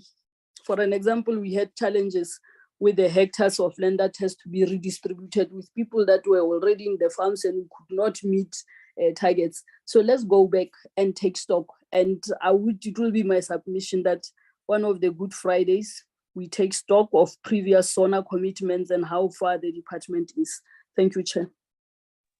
Thank you, Honorable Klape. Honorable Mamu Babama. Thank you very much, Chair. With your permission, can I not use my video as we are under load shedding? Kulungile Kangeb, you may proceed. And secondly, Chair, ngokuzithoba ngokuzithoba kakhulu, Chair, bendicela uba uTatu Masipa aqale kuqala ndithathe indawo yakhe mna namhlanje and going forward. Oh, That that is fine. You may proceed, Honorable Tate Masipa. Dumela Chair, and good morning to our colleagues and the department. DG, thank you very much for the presentation. And Dumela me Kapa. I'm sorry that sometimes I miss you. And Deputy Minister Sokwacha Tobe. Thank you, DG, for the work being done on the energy crisis. However, we need to know who is going to do what and when in order to ensure that the energy task team areas of concerns are addressed adequately. The question is, when are we expecting to see these outcomes? Who is addressing the rural flex costs by ensuring that tariffs are not as high due to shortage of power supply in the rural areas that are affected by rural flex? Who is responsible to ensure that excess energy from farmers is fed into the grid? What is the report on grid capacity in the whole country? Where are the quick access energy capacity wins in the country to support farmers? Has DALRRD and ESCOM agreed that agriculture is an essential services and as such prioritizing the energy supply to agricultural nodes? When coming to PESI, it is a program that is supposed to be an employment stimulus project. Can the department provide us with data on jobs created and which sector were these jobs that we are talking about? Because what we are seeing, Chair, when we go to rural communities during our holidays and even during oversight, we find that many households have received things like fertilizers and other items that they don't need. The question is, what criteria are being used to ensure that farmers receive correct input supplies and that the real farmers receive the support and not fake farmers? Can these criteria be reviewed and made public, and those violating these rules be apprehended? Chair, on master plan, all agriculture master plans are faced with the challenges of energy crisis and grey listing in the country right now as we speak. Are the implementation plans adjusted to reflect these challenges that I spoke about? Investments returns are to be affected by the power cuts crisis and grey listing due to poor controls of money laundering in this country. What are those adjustments that have been made? At the last engagement, you will recall, Chair, with the committee, the DG's team that presented the master plan indicated that there is a budget reprioritization to implement this master plan. How has that process gone? Where has there been this budget adjustment, and where are they likely to see it happening? I was expecting to hear from the SONA speech from the president and the budget vote, but one did not get that feel. Chair, I must say I welcome the blended finance report, though short and not really giving much details. Chair, I think we need to get a comprehensive report on all blended finance across the sector. We have got HOTFIN that is working with the job funds there, and my understanding is the job is progressing quite well. And then we've got CGA, Citrus Grower Association, that have got also a blended finance with the jobs funds as well. And Land Bank has got obviously some funding, and IDC. Those are a few that I know of. There might be more. I think, Chair, it is important that we get feedback in terms of the crowd in investment impact that this blended finance managed to pull in the sector. And secondly, what pricing are these farmers receiving from these programs? Lastly, Chair, how are financiers managing their collections, especially with farmers facing tough trading environments, increased interest rates and input costs, supply that is very expensive, and ESCOM crisis and fuel prices, to name a few. Chair, while the president failed to cover biosecurity, in previous SONAs and budget vote, biosecurity featured very, very high. South Africa South African agriculture is faced with two main crises: vaccine crisis and energy crisis. What happened to the ministerial task team report on animal biosecurity? Chair, I've asked this question and I'm asking it again and again. And I think as a committee, we have the responsibility to make sure that we get hold of this particular report with regards to the biosecurity. What did it reveal about the failures to manage controlled disease? Chair and colleagues, I have shared with you those horrific pictures of dying horses, primarily as a result of vaccines. I do support Honorable Hlape with the call that we need to at least set one of these Fridays to look at the SONA commitment of the past and what has been achieved with those commitments that were made. A big omission really also, Chair, in this SONA speech was the agricultural land reform with regards to the progress made in this regard. This is an area that department needs to also, take us into confidence and brief us around, what's happening in terms of the reform of agriculture as far as commodities are concerned. A breakdown in terms of commodities to say to us, in terms of the citrus, this is what we are seeing from a transformation point of view, deciduous fruit, and so forth and so forth. During the last quarter reporting, the department failed to receive a clean audit, primarily being dragged by the performances of land reform. Chair, I also welcome the bilateral report, brief bilateral report trade. I just want to really ask, Chair, with regards to Africa trade, the one that we have just signed. I've read a report last night. Tariff faced by wine industry in African countries is very high. If you look at Kenya, for example, our tariff there is about 24%. And this is where we have got a potential of really growing the industry. Nigeria is about 20%, Uganda is 24%, Cameroon 29%, Rwanda 24.9%. I've just really listed the few that I've seen that are very high, but there are a number of them that are very, very high. So I just want to hear what's the progress with regards to negotiating these tariffs to just make sure that they are cheaper. On fencing and dipping tanks to address roaming animals, stop control disease from being spread by roaming animals. I welcome that, Chair. It is an important task. Rural communal farmers need also windmill pumps and dams to address shortages of water during droughts. If you look at the Limpopo, it's basically, 9 months of the year is drought. Those areas of the windmill and dams needs to be addressed. Many old boreholes are not being used. While we welcome this program, we are much aware of corruption problems. Chair, I think it is important that the department, when they implement the fencing and this dipping tanks program, they manage the program very tight against elements of corruption.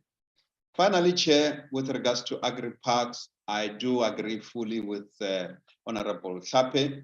The implementations were disastrous. Millions have been lost and are not recoverable. That's the problem with the departments and with government system, is that millions of rands get lost and are not recoverable. The taxpayers have got absolutely no recourse at all about the failing projects. The question for me really, Chair, is it necessary really to continue spending on agri-parks that have shown little returns, or the desperately needed agricultural reforms? And I think the report on agricultural reform should actually inform us whether really agri-parks is the vehicle that we need to actually implement agricultural reforms.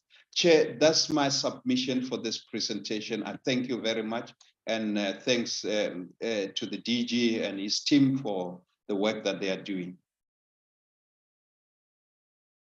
Thank you, Ntate Masipa. The Honorable Ntate Matiasa.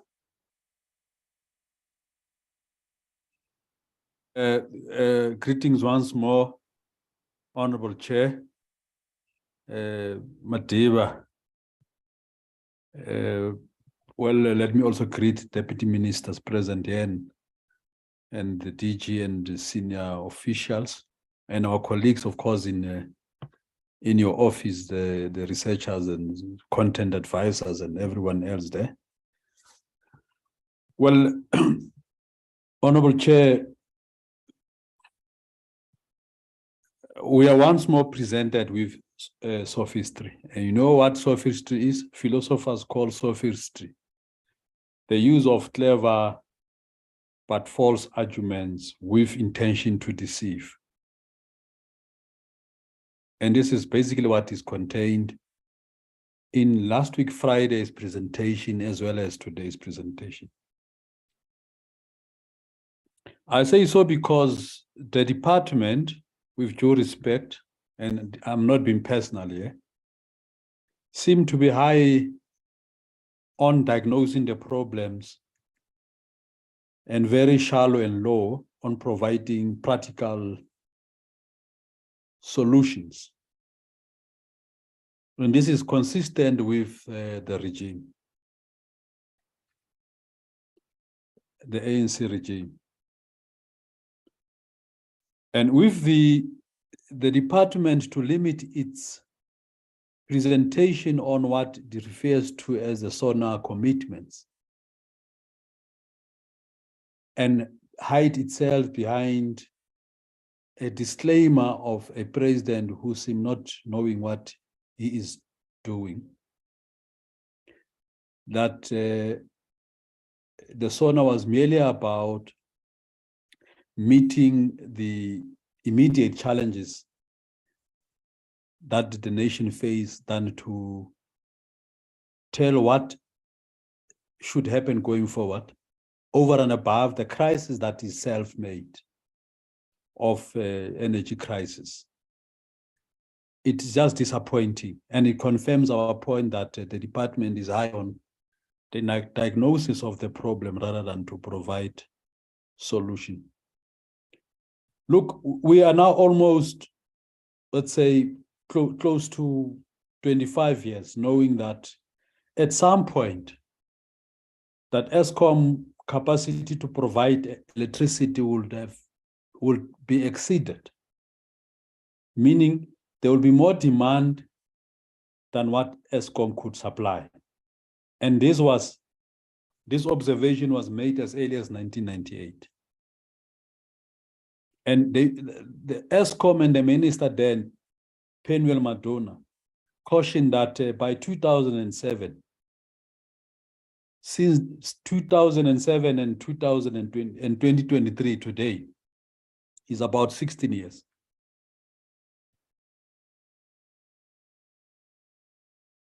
And we've been having 16 years of load shedding right through. And if we could not solve the capacity of ESCOM to provide electricity for 16 years, what is it that we can do in 12 months? We could not do anything in 16 years. What is it we can do in 12 months? Now, I'm happy that, Honorable Chair, in your opening remarks, for which you shared with us on the WhatsApp group, and all what you said, Honorable Chair, in analyzing the crisis that we face, in which you said the reality is that load shedding is making farming much more expensive, as farmers now have to absorb increased capital outlays for generators and high diesel costs, in addition to already high input costs such as fertilizers and shipping costs. And you further say that the impact of the energy crisis is hitting all sectors of the agriculture value chain and threatening food and water supplies and disrupting the lives of millions of our people, close quote. This analysis of the situation, Honorable Chair, frank and honest as it is, points to the failures of these many years that I've mentioned. And it is this analysis of the problem that, Honorable Chair, should galvanize all of us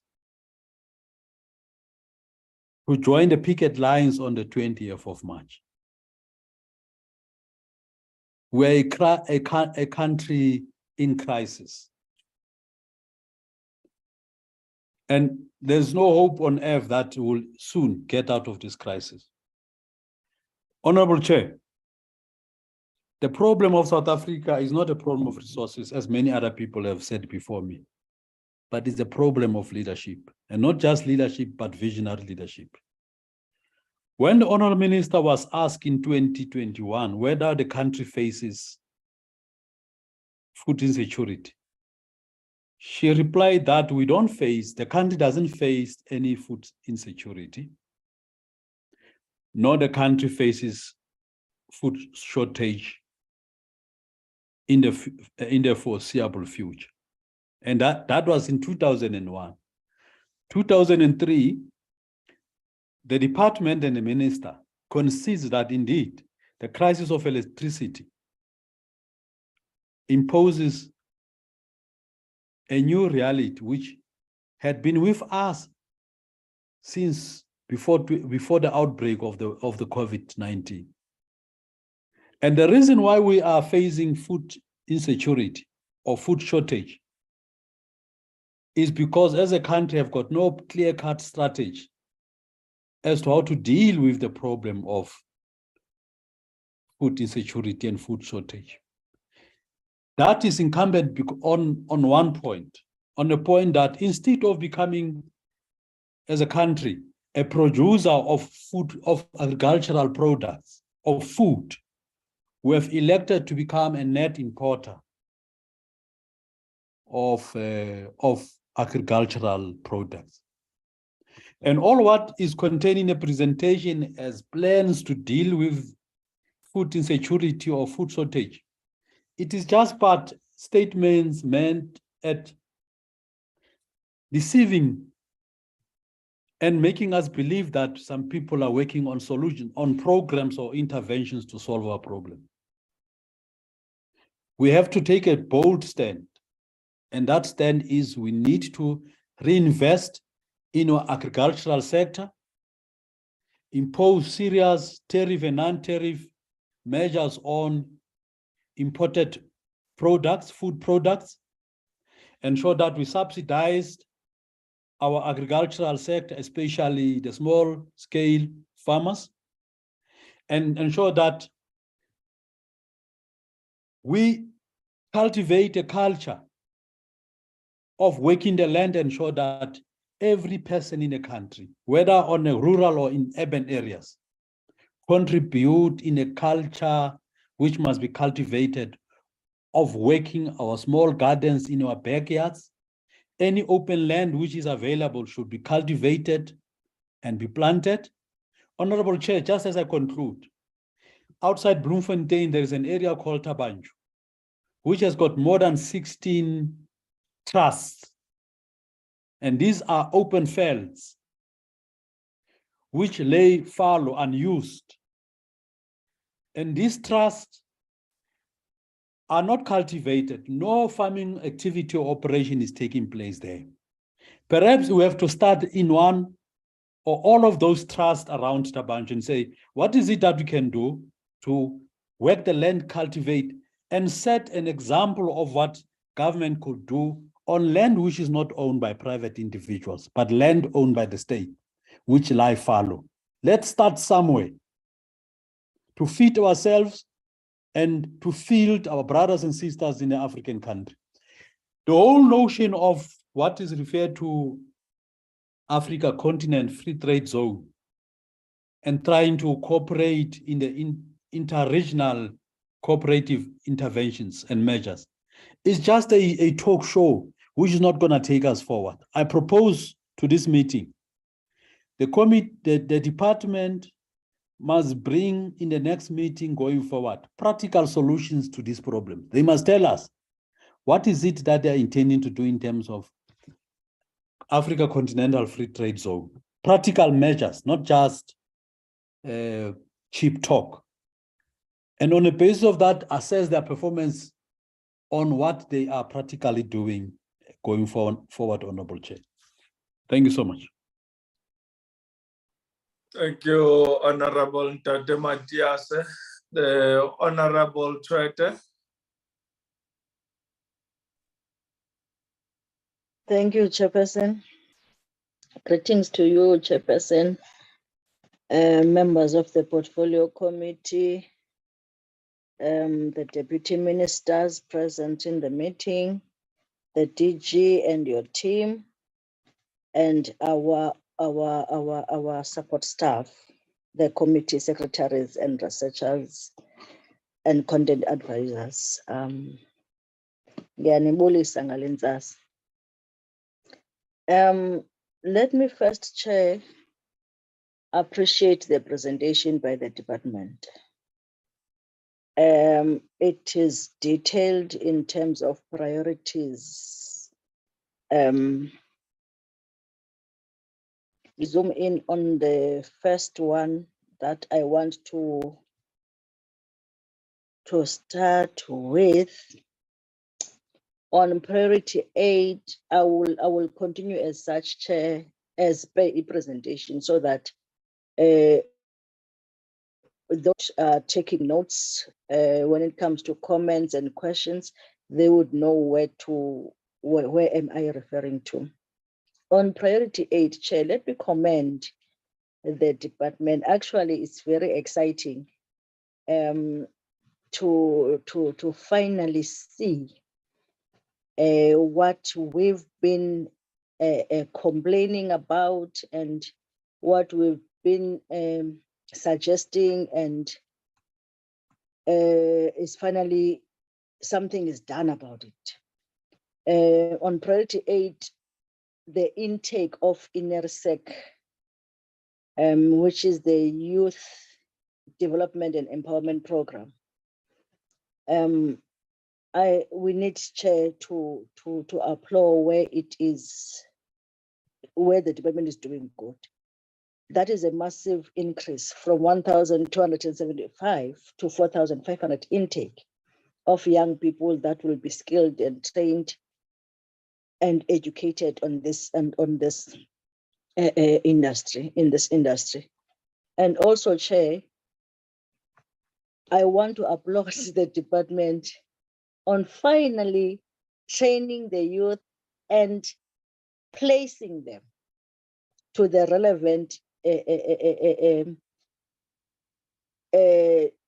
not department, or to the relevant to where it's relevant in the department.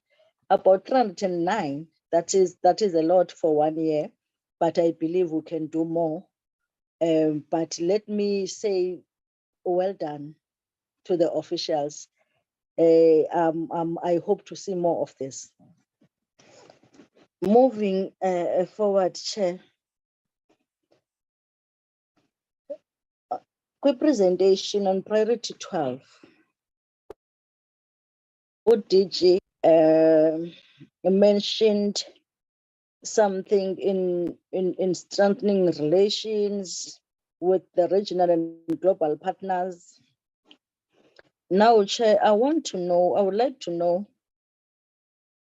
in fact, this is a point of interest, Chair. I've been observing interestingly, or with interest, the interesting behavior of the EU towards our produce, especially on citrus, and now on Amarula. This is where my question derives from that observation on how they are treating that part of our produce. My question there, Chair, is what step are we taking to address the geopolitical tensions in promoting international cooperation through multilateral forums such as G20 and BRICS, and further lessen the impact of these tensions on our domestic agricultural product or agricultural economy? What steps are we taking Because currently, Chair, we have an issue of our citrus produce that is being returned, and Amarula will follow. And what else? In previous years, it was poultry. What will happen next? My notes check Makar. On priority 5, Chair, which is slide 16, can the department share with us on the access roads that they will be attending to, assisting or building or what, in partnership with Public Works and other department and transport? Can they at least share with us, where are they? Those 11 access roads, where are they? The 8 farms, 8 farmer production support unit access roads, where are they? So that, Chair, because we are given here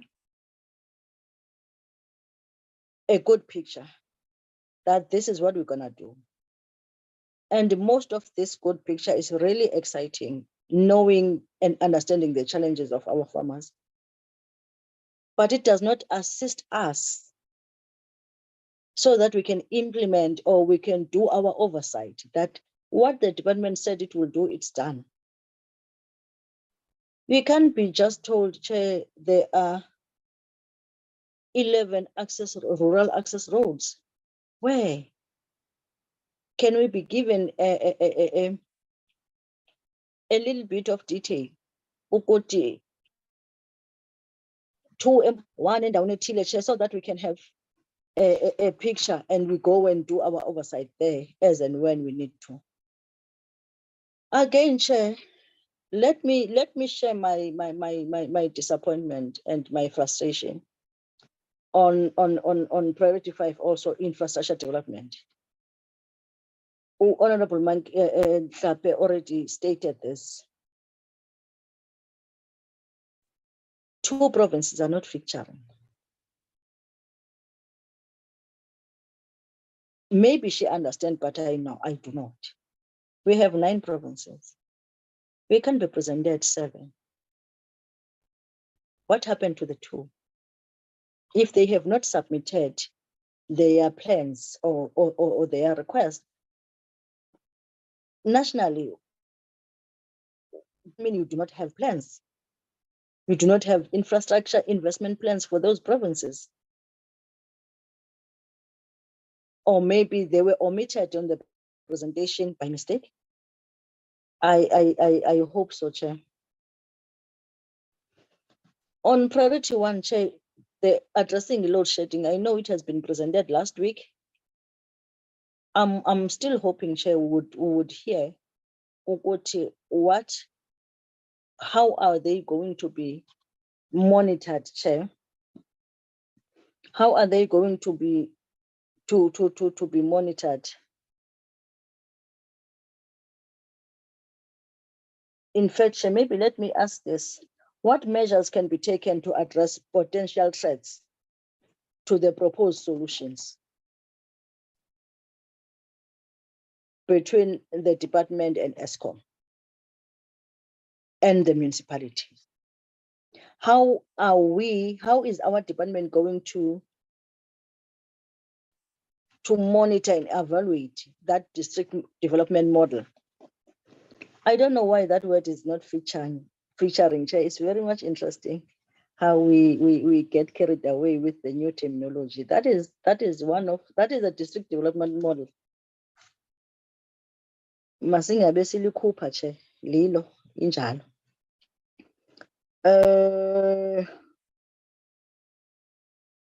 I'm very much, Chair, concerned. I'm really concerned about the blended finance. I'm glad that UDG is acknowledging the outstanding report. It's been a while, DG, don't you think? It's been a while that that report has been outstanding. On top of that report, there is PESI now. And I'm really much worried, Chair, that the very same department is providing 250 vouchers to small-scale farmers, which is a good thing. How is it different to the PESI vouchers? Yohluka njani? How are we going to, izawutshintsha njani kwi-issue ye-PESI ibe flawed?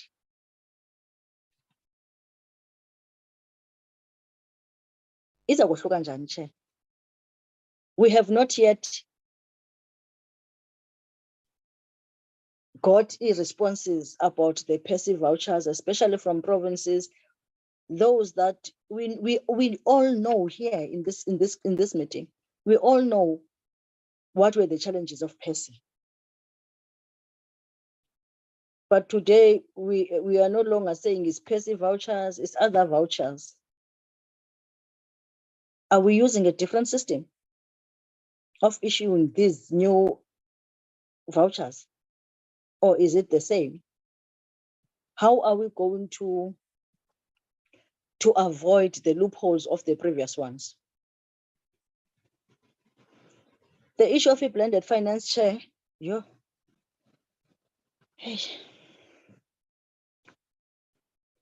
I'm glad that it will be increased to address the previous disadvantaged imbalances. I'm really glad, but I'm also concerned. We've been asking as a committee, okay, let me start afresh, Chair, and ask again. With this thing of blended finance, do we have a selection policy? Do we have now a selection policy? Do we have a list of previous beneficiaries of a blended finance and their demographics? Lastly, Chair, my last question is on the issue of a master plan of cannabis. Yes, the department is making provisions, more so on hemp. How far are we in engaging other departments so that we decriminalize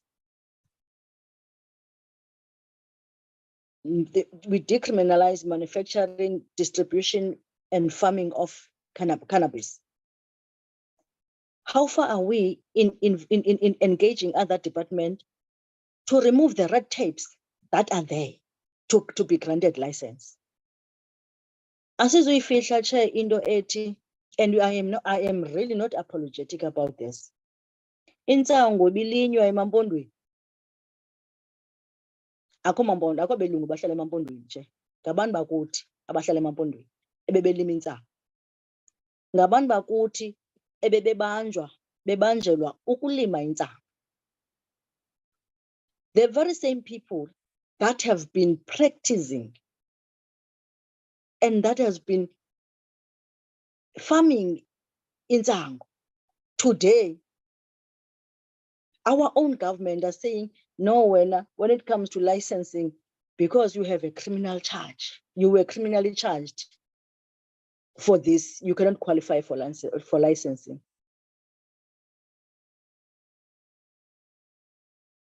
I think, DG, I'm really pleading with you and your team to prioritize this engagement with the Department of SEPS, with SEPS, with Department of Health, with Department of Justice. We need to prioritize this. Remove the red tapes so that abantu bento ba benefit kwinto yabo. Akho mambondo azawulima intsangu apho ifike uzothathwa ngumuntu one-license. Akho mntu uzawuhamba, Chair, ayozingela impunzi, ahlinze impunzi. Ma impunzi seyiredi kuthiwa awukwazi udlala impunzi. kuba wena ubhonde. Asizoyivumela loo nto. Ngiyabulela, Chair. Thank you, Honorable You can Chwede. translate to Chair. Can you please translate to Yona. Honorable Ndabezitha Inkosi Enkulu. The Honorable Cebekulu.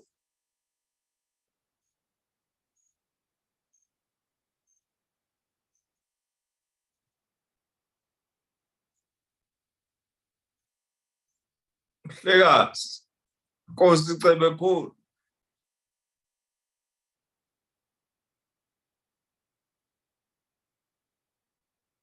Agbare Priet. Môre, voorsitter. I was just thinking. Hoe gaan dit?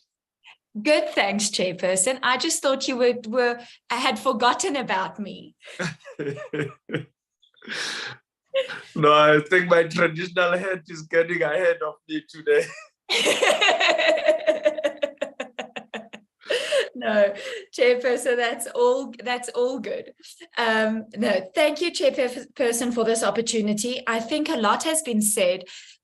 So I will not try and repeat, or I will try and not repeat what my colleagues has said. A lot has been said, but let me start with PAYC. A lot has been said about PAYC. But I would like to find out from the department, because we make a lot of plans, but I want to find out, as the AGSA did mention a number of challenges, we as a committee have also raised a number of challenges with the PAYC coming the past year. I would like to have the department specifically address how they have combated the issues. For example, the AGSA found that we could not prove that it was rightfully farmers that received the vouchers, and that the vouchers were received and used. So I would like to know, how have these problems, as found by the AGSA, been addressed? Secondly, Chairperson, in terms of, a lot has been also said about broiler chickens and the chicken agricultural, or the chicken master plan. I would specifically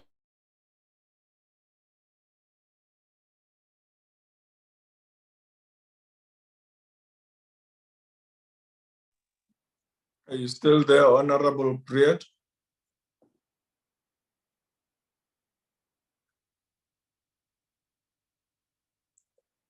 Honorable Priet, are you still with us?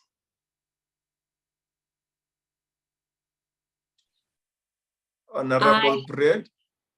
Chairperson, can you hear me? Yeah, we can hear you now. Please repeat that. Thank you, Chairperson. I do apologize. I'm going to put off my video because I see my internet is unstable. We just had a power outage here, which is not load shedding.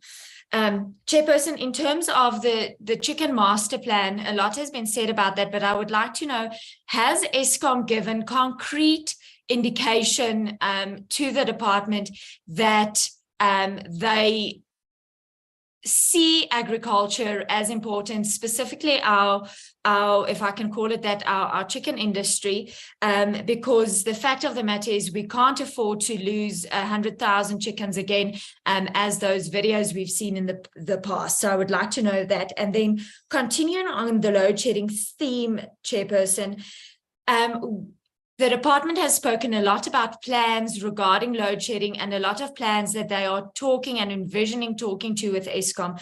But I would like to know, regarding finances, how are we going to be financing these plans? Have we brought into cognizance? Will we reallocate funds? If we can just speak to the financing of this, please, Chairperson. I think maybe just finance in general, finance for the SONA commitments as well. I don't think that some of them have necessarily been included in the budget, and will that be dealt with? Furthermore, on load shedding, Chairperson, I would like to know, has a full impact study been done, or for lack of a better word, been commissioned to do? Because I foresee that we will not understand the true meaning and the true impact of load shedding on our agricultural industry and on food security in general if we do not have such a study. A lot has been said about the FPSUs and the agri-parks as well. I think Honorable Chwete summed that up fabulously. But my input there would be, I would like to see timeframes. We are planning to build fencing. We are planning to build roads. We are planning to interact with communities. But are we planning this in the next 6 months? Are we planning this in the next year? When are we planning this? Timeframes, Chairperson. Then in terms of infrastructure and the infrastructure projects with other departments, for example, water and sanitation, cooperative governance, etc., do we have SLAs with these departments as yet? If not, why not? And or are we envisioning on signing them, and when will we sign these? Because I think it is very important, Chairperson, that we have service level agreements with these departments, as we've seen in the past and as we've seen in different other departments and with past projects. If we do not have a service level agreement, we are actually at the mercy and beck and call of another department, and I don't think that's a clever place to be in. Chairperson, then speaking about housing, title deeds, land, etc., I would like to find out, we are speaking about title deeds and we are speaking a lot of land being commissioned for housing purposes. But I would like to find out from the department, agricultural land that we have, for example, last year, we went to a community project, and I can't remember under which of the department's project that was. They had a 30-year lease with the intention of buying, and that intention of buying has been 5+ years in the making. I would like to find out, in terms of land being transferred for agricultural purposes within the department, do we have a target in that? Are we foreseeing that that's going to be a backlog, or are we working towards that? Then, in terms of housing title deeds, I remember phase 1 of the EDRS was not achieved. And basically, have we fixed the problem? I can't see that we can go to a phase 2 or address our title deed shortage if we have not addressed the problems that initially made us not achieve the targets. Speaking, Chairperson, and this is my second to last point, is with regard to FMD and the infrastructure initiatives that are being put in place for FMD with regarding the fencing, with regarding the facilities being made available, the dip tanks, the feedlots, etc. I would like to find out 2 things. Number 1, can we receive timeframes for these projects? And can we find out, are we using implementing agents? Are we using provincial departments? Who is going to be actually implementing these projects for the department? And then lastly, Chairperson, I would like to conclude by Narisek. I'm not seeing Honorable Dipolelo here, so I would allow me to take over the youth angle. Chairperson, we are speaking of business development, and the department is assisting with business development plans. I want to find out what business development plans these are. Are they in the agricultural field, agricultural value chain, if I can call it that? Because in the end of the day, we are the Department of Agriculture, Land Reform and Rural Development, and it does not assist us if we do not create businesses and support businesses in this industry. Then, Chairperson, second to last question. I see that only 10% of the students, we have 4,500 students enrolled in Narisek. We have 485 job opportunities created. That means 10% people are linked to job opportunities. And I would like to find out, therefore, my question, Chairperson, are we sure that the expertise being taught in the Narisek program are skills and expertise required? That because at the end of the day, we cannot have government just create jobs. We need to have set expertise there for the job market and for the private sector to actually want these graduates. So I would like to know, are our expertise in the Narisek programs actually aligned to what the field needs? Chairperson, and I will leave it at that. Thank you. Thank you, Akbar Breed. The Honorable Memasho.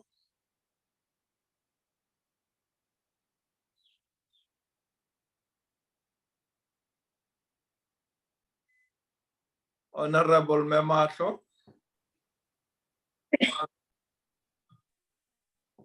Thank you, Chairperson, and good morning to you, Chair, Department Chairperson, and thank you for giving me, for letting me contribute today. In that, Chair, one would like to welcome the Please switch off your presentation video, done by- Memasho.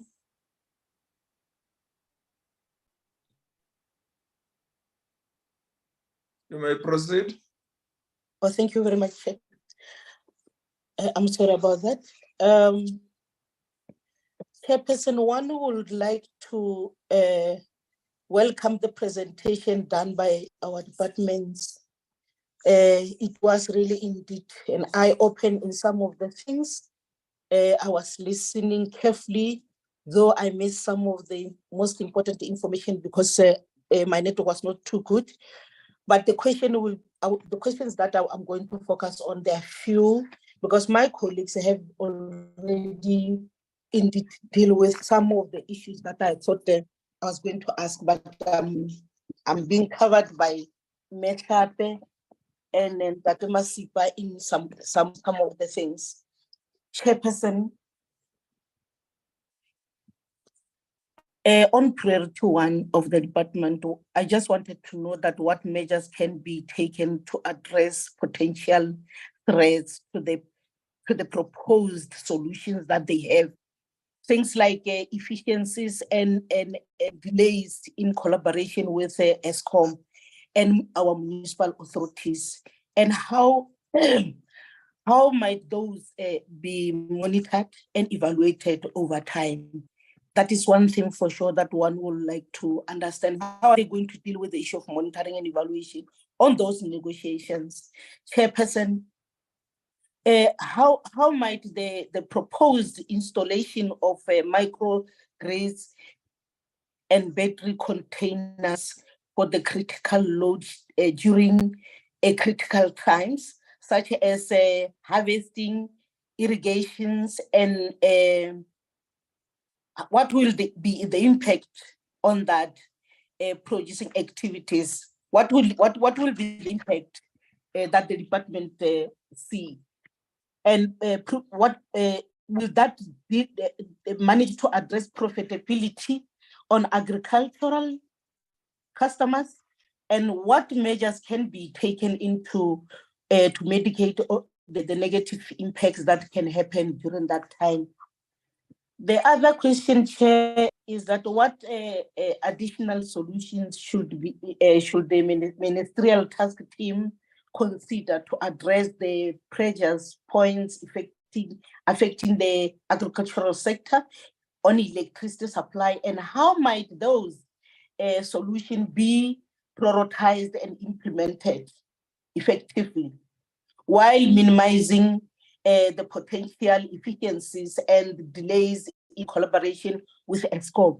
As they said, they are going to be collaborating with ESCOM and our municipal authorities. Chair, as I go on, I will also look into the priority two, where I'm going to ask a few things also to say comprehensive social compact that they have explained to us. My question on that will be saying that how can the department ensure that the agri and agro processing master plan effectively promote the inclusivity and address historical imbalances in those sectors?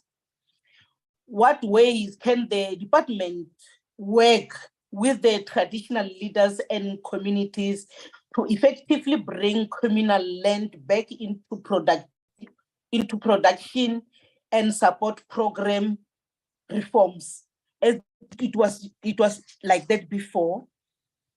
And I did not get Chairperson, that what strategies can the department employ to ensure that the agri-parks program, although Honorable Mankies has already touched on it and some members, but I just wanted to understand that the program is sustainable.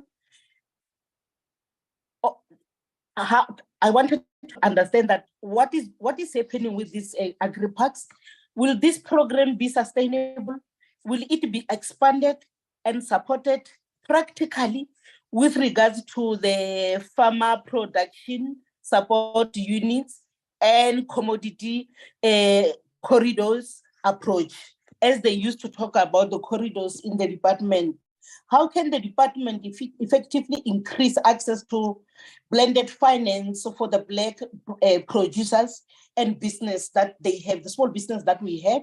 What impact might have in the agricultural sector as we go on? Chairperson, my last one will be that it has been highlighted by the portfolio committee most of the time that there is a need to review the blended finance module under the land bank. We have been calling for a review, and it has not, I did not hear anything about it. How are they going to make sure that it is reviewed and accommodate our Black people who wanted to get finances to assist them, as we are giving the bank this amount of money that we want our people to. We wanted to see something tangible that says small farmer A can be assisted by this blended finance that we give to the bank. That those are some just small things that I wanted to understand, Chair. What are the potential risks and benefits in negotiating with the bank with regard to the blended finance? Thank you, Chair. Let me stop there. Thank you, Honorable Memato. Honorable Kruger.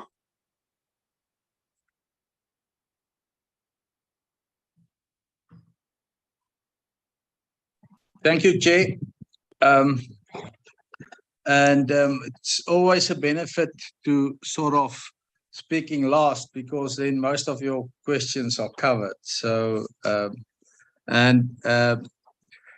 my apologies for not putting on my video, because I also have a little bit of a network problem. Chair, let me appreciate the presentation, and thank you for the department to give us information about SONA and about the way forward. Chair, I just have a few questions to ask. The first one, of course, before I ask the question, because every hurdle of farmers nowadays is a crisis. Farmers are in a very bad space, because you can name it, whatever hurdle they come to, it's a crisis. It's not just a hurdle to bypass, it's a crisis, and we need to be looking at how to going to fix this potholes, let's call it potholes, for farmers, because it's getting out of hand. Saying that, Chairperson, the first crisis, of course, for farmers is the electricity on farms. So my question about it is, the Minister of Finance announced a few financial relief for businesses. One is 125% for businesses to to deduct from their tax income, taxable income, and the other one is 15,000 for households. Now the problem with farmers is some of them are not registered businesses. They operate as sole proprietors. So we just need to know for what rebate are they going to qualify? Are they going to qualify for the 15,000 rebate, tax rebate, or are they going to qualify for the 125% deduction from of their taxable income? How is Treasury going to look at farmers, especially those farmers that's not formally registered as a business? That's my first question. Second question, Chair, this, of course, led to a huge opportunity for farmers to form cooperatives and work on their own networks and generate their own electricity so that they can not only produce electricity for themselves, but also for the small dorpies. You will remember I was talking about small dorpies last Friday, because most farmers are staying around small dorpies, and the people, the community of small dorpies are struggling with load shedding and what have you. So I just want to find out from the DG, what is the process if farmers want to come together, form a cooperative, and then see if they can generate some electricity, not just for themselves, but also for the community where they do their farming. Chairperson, and then I want to go to the cannabis. I don't know if it's proper, but I'm a latecomer in this committee. So the DG talked about the master plan on cannabis. If such a plan exists, is there a possibility that the DG can send it to me via my email? My email address is sme@mweb.co.za. And then the last issue I want to talk about is red tape. Chair, wherever we go, and whenever a politician opens his mouth and talk about anything, farming, small businesses, hospital, health, doesn't matter. The word red tape is coming up. Now, the president introduced the red tape unit last year in his SONA speech. He said very little about it this year. But long before the president talked about a red tape unit, there was 2 private bills already introduced to this parliament, the 5th parliament and the 6th parliament, on reducing red tape. And of course, both bills was found undesirable for reasons we don't understand. But the crux of the case is here, that if there's no red tape reform framework, red tape reform will never work. So I want to ask the DG, in the agriculture environment, what is the red tape reform framework that they will work in? Or are they going to wait for Mr. Sipho Nkosi to sort that out? Because it seems like we're going to wait a very long time if you wait for the president's office. Thank you, Chair. Thank you, Honorable Kruger. The Honorable Kapa. Thank you, Chair. Greetings to you, the members of the committee, Minister and Deputy Minister, the department, and all on the platform. I also want to join those who thank and appreciate the presentation by the department to the committee on the understanding of SONA. And immediately appreciate the fact that the DG indicated that the understanding that the president only mentioned that other part of cannabis and not much of the plans and activities of the department. indicates that under the understanding that all those plans are still relevant, are being implemented. It's a matter of us maybe at a certain time getting full report on how much they have been implemented and what are the challenges and problems. That to me is important. But let me now rush to this one that was mentioned, of which Honorable Chwete was hard on. This one of the cannabis and hemp. My worry there is that when dealing with this issue, it appears that there is no thought and no mention of existing producers, existing production, and existing cultivars. And to me, this is misleading or unfair, because remember when the president was talking about this, he further mentioned that there are people who make living out of this production. And therefore, if in this case, even on your master plan, there is no talk of the existing cultivars and existing producers, it tells me that the likelihood is that very soon we'll be told by big American drug companies that no, this cannabis must only be planted on black soil or on slopey soil or on this climate. And therefore it rules out the existing producers and productions. That's what I'm interested in this case, Chair, because this must not be something that cannot be touched. I know because maybe it's linked to that, the production at the moment is illegal, or the marketing at the moment is illegal. But the reality is that we are talking about something that is existing. If cases are it's going to be problematic. Therefore, I would like some clarity on this. What are the plans on the existing production and productive producers and cultivars by the department? That will assist us.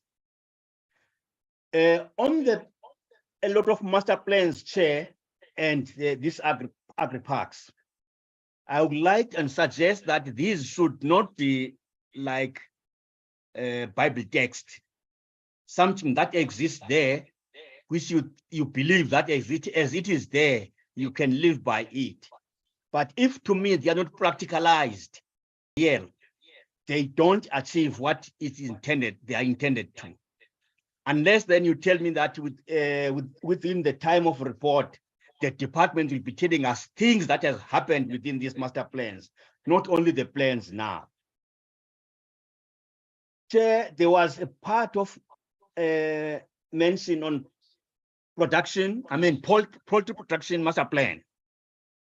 Just one thing there, maybe the DG will clarify me that would it be any contribution if the free range poultry production would be considered in the event of this problem of electricity or energy crisis, which I think they would need less than the rest, as you can see that the rest have to have light to eat and so on. That's a clarity on that part. If then it's not, but I suspect maybe it can be considered. There's somewhere, Chair, there was, that which was in slide 4, where they talked about the increase of production levels or productivity levels on small businesses. This also would be interesting because to me, it seems it has to be practicalized to an extent that when we get reports, we should be able to be told that the production levels were at this level. Now we've made it to be increased to this level, and therefore we are happy. To me, that will assist us as well. There's a slide, I think it was slide 10, that was talking about gender-based violence. On that one, I would just be interested if it is possible within or next to this gender violence that we are seriously concerned about, to discover if there is any racist-based violence. Because in my understanding, this atmosphere of agriculture in agricultural production, it has been manifested several times. And therefore, it is likely that in this case, gender violence can be complex and become or linked to the racist violence. I know getting racism as it exists now,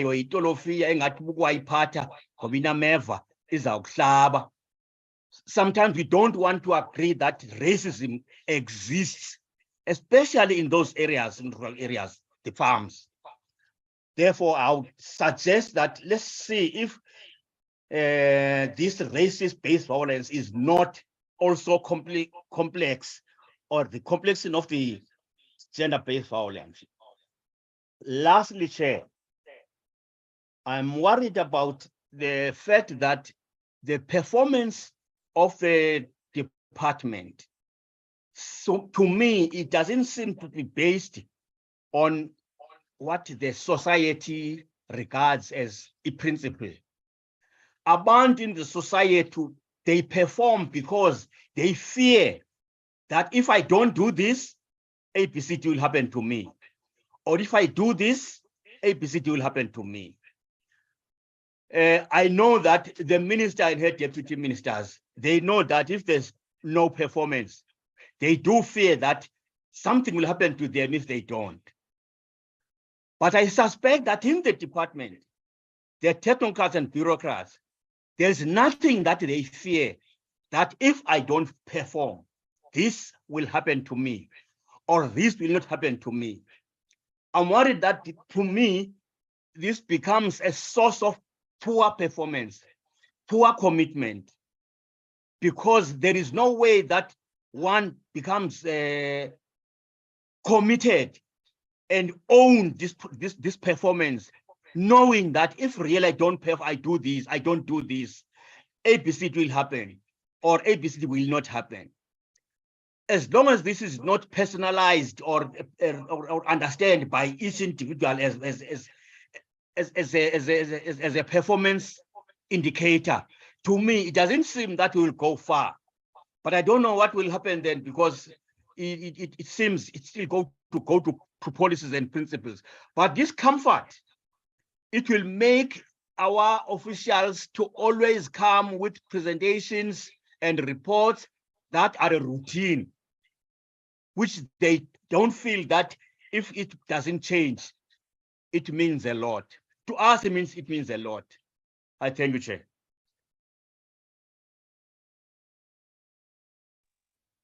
Thank you, Honorable Kapa. The Honorable Mundwedi.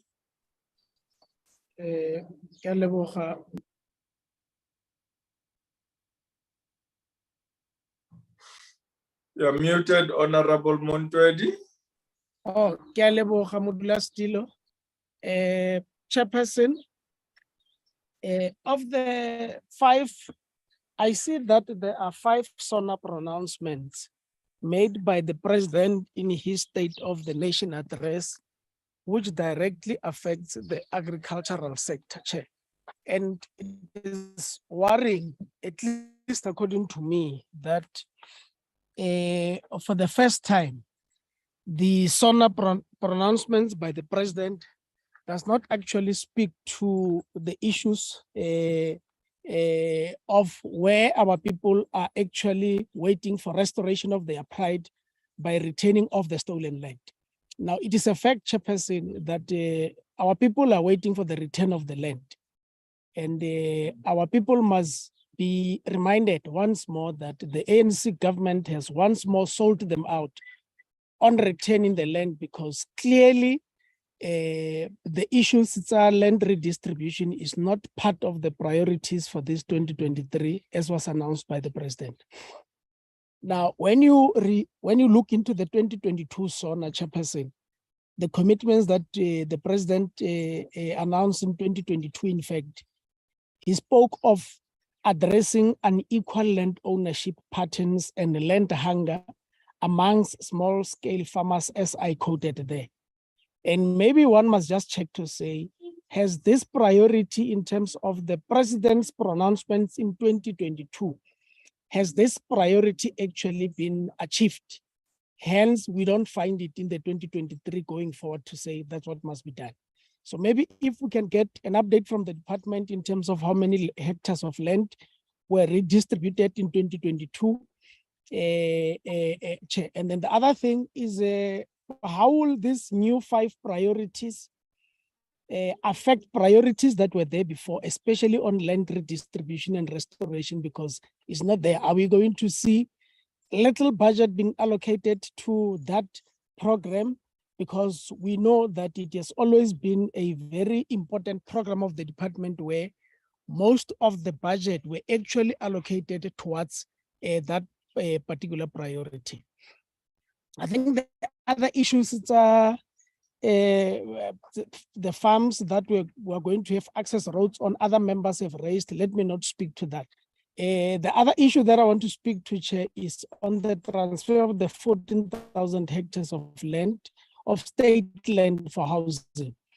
I want to know, how is this relevant for the sector?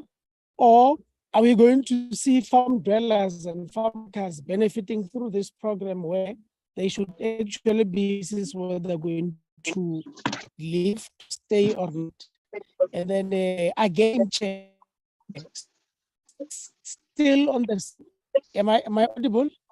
I still on this issue. Yes, you're audible, Honorable Mutwedi, but can there's Honorable land Kruger mute your microphone? Honorable Kruger, mute your microphone. You can proceed, Honorable Mutwedi. Okay, thank you, Chair. Again, there's land sitting with the Department of Public Works in the form of farms.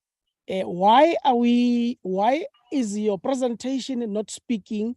How will that land that is sitting with Public Works going to be transferred for farming activities? Because we need that land, and as a department responsible for issues of agriculture, we expect you to be speaking about such land to say how many hectares of state land will be transferred from Public Works to assist with regard to the land hunger that we have as currently that we have. The other issue, Chair, is on the water access. Well, it's well and good that we hear mention of, I'm sorry, Chair, my network, it's well and good that we hear mentioning revitalization and construction of irrigation schemes, Chair. But let me remind you, this issue of the revitalization of the irrigation has long been there. It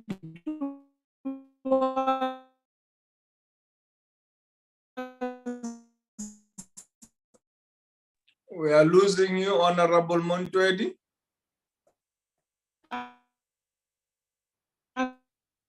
Yeah, we're losing you. 2015, the former president of Zulu in his state, the irrigation. I'm really sorry, my network and my voice isn't, because I'm still recovering from flu. No, I'm saying the issue of the revitalization of the irrigation scheme was mentioned in 2014 by the former state president, Jacob Zuma, that the irrigation schemes will be revitalized because all of these irrigation schemes were constructed a long time ago. And the reality of the matter is that they are unable to keep up with the water demand. The minister visited the Taung irrigation scheme a while, I think 2 years ago, and she witnessed the challenge.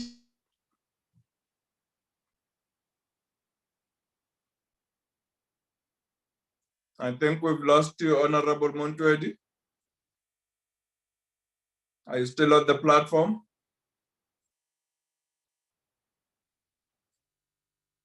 I think, honorable members, we lost Honorable Mutwedi on that. Hello? How are you back? Yes. Yeah, we're battling to hear you. hear You can proceed. Oh, sorry about that. No, I'm saying, can we maybe get a clear plan in place with regard to timelines, the budget, and where will the revitalization of the irrigation play? And also that I wrote a letter to the department about the South African Development Trust farms in Kagiso area, where there was an agreement of bulk water supply applied to assist those farmers because they have to take water about 40 to 50 kilometers away to their farms.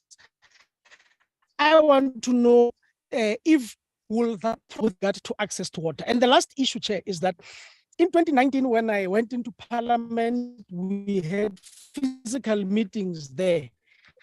And in one of our meetings, the department raised a concern with regard to FMA, where intended to make an amendment because the real child that procurement in a way, some things in agriculture, if you wait 2 weeks, the cost is already there. If you wait for the chain management processes, the departments, they had indicated that they are going towards a making amendment or approaching treasury on how to do those. I want with regard to how far I can see something that because indeed most farmers are struggling because of having to take a long time for the central assist in fixing lands.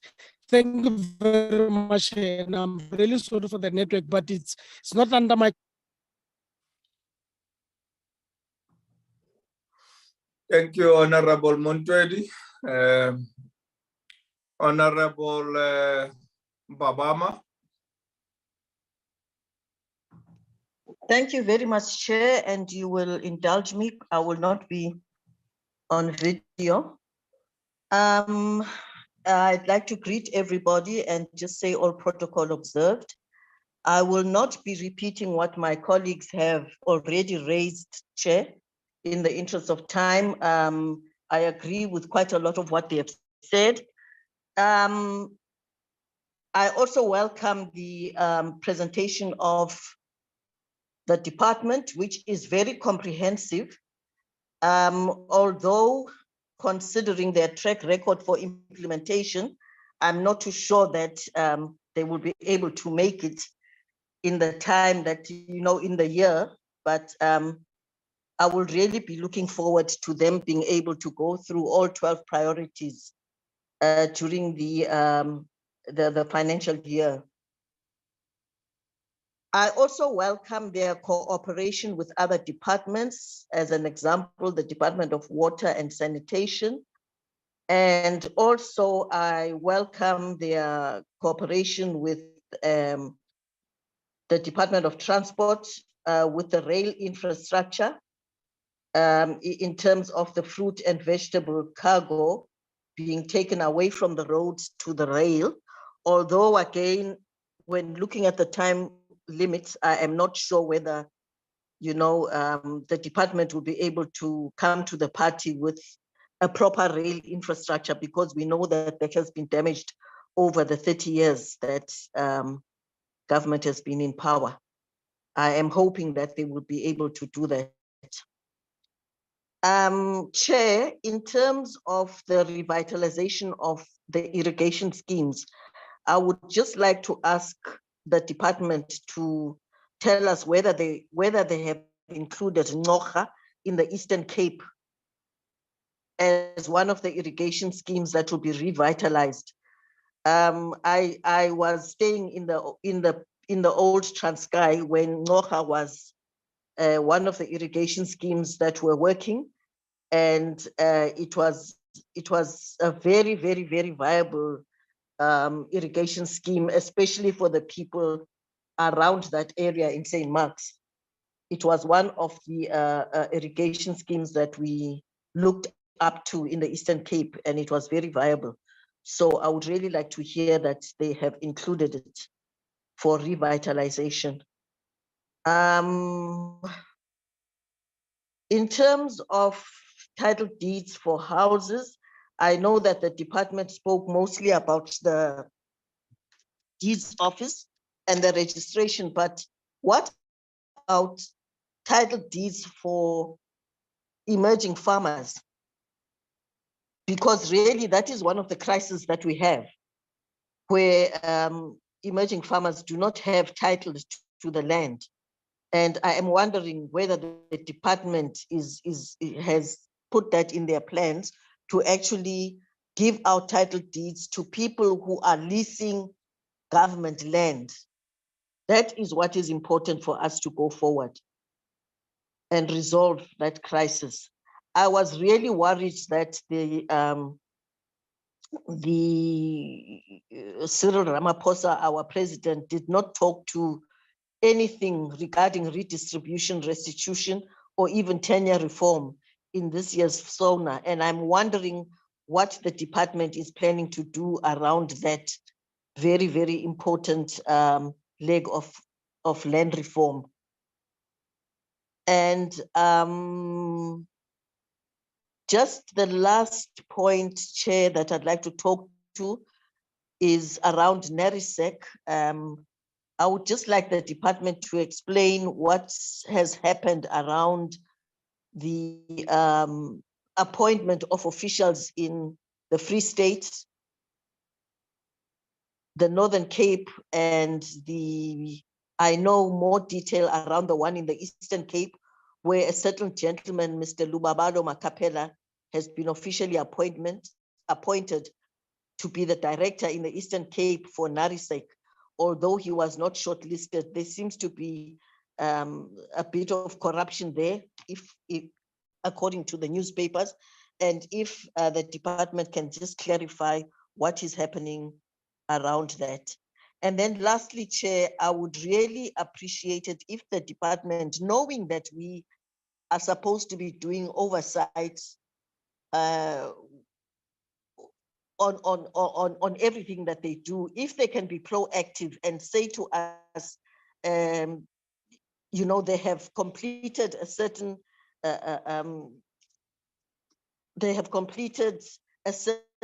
goal or a certain priority area, and invite us to go and look at it without us having to guess in terms of what have they done, what have they not done. It would really be nice for them to be proactive in the future and say to the committee, we have done what we had planned to do, and can the committee come and, or can the committee include it in their oversight plans going forward? That would be really something that is different that we can do together. Thank you very much, Chair. I don't have much because being the last person, most of it has been said already by my colleagues, and I don't want to repeat. Thank you.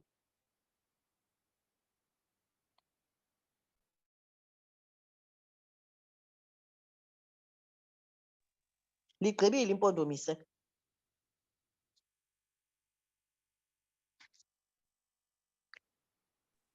Ngokusaqhuba kamandi Qengeba. Utheni okhawuleza ubaleka nje Qengeba, ndisalinde uba unike okuninzi. Njani ndimgqibeli Chair. No, thank you, Honorable Mbabama. Any other honorable member on the platform who may wish to make a contribution? I have not recognized. Thank you, honorable members. We'll now hand over to the DG and the officials of the department for responses. You forgot yourself, Chair. With all those questions, honorable members, I felt no, the DG and the officials have a lot on their plate, so I will listen to the responses.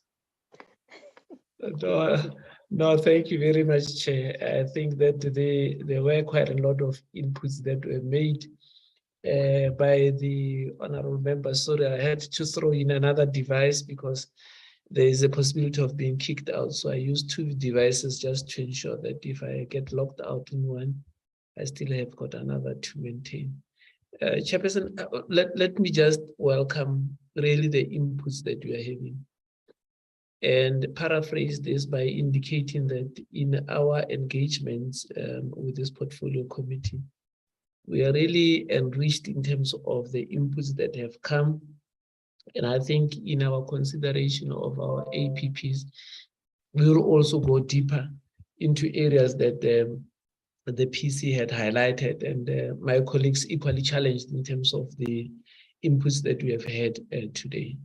I think the other area that we really appreciate is the view that the portfolio committee has on different aspects, and therefore one would need to infuse different ways of seeing the very same issues, because admitting that not only one option is good in terms of dealing with issues, I also need to indicate that we always welcome a different view and how do we infuse it into the engagement.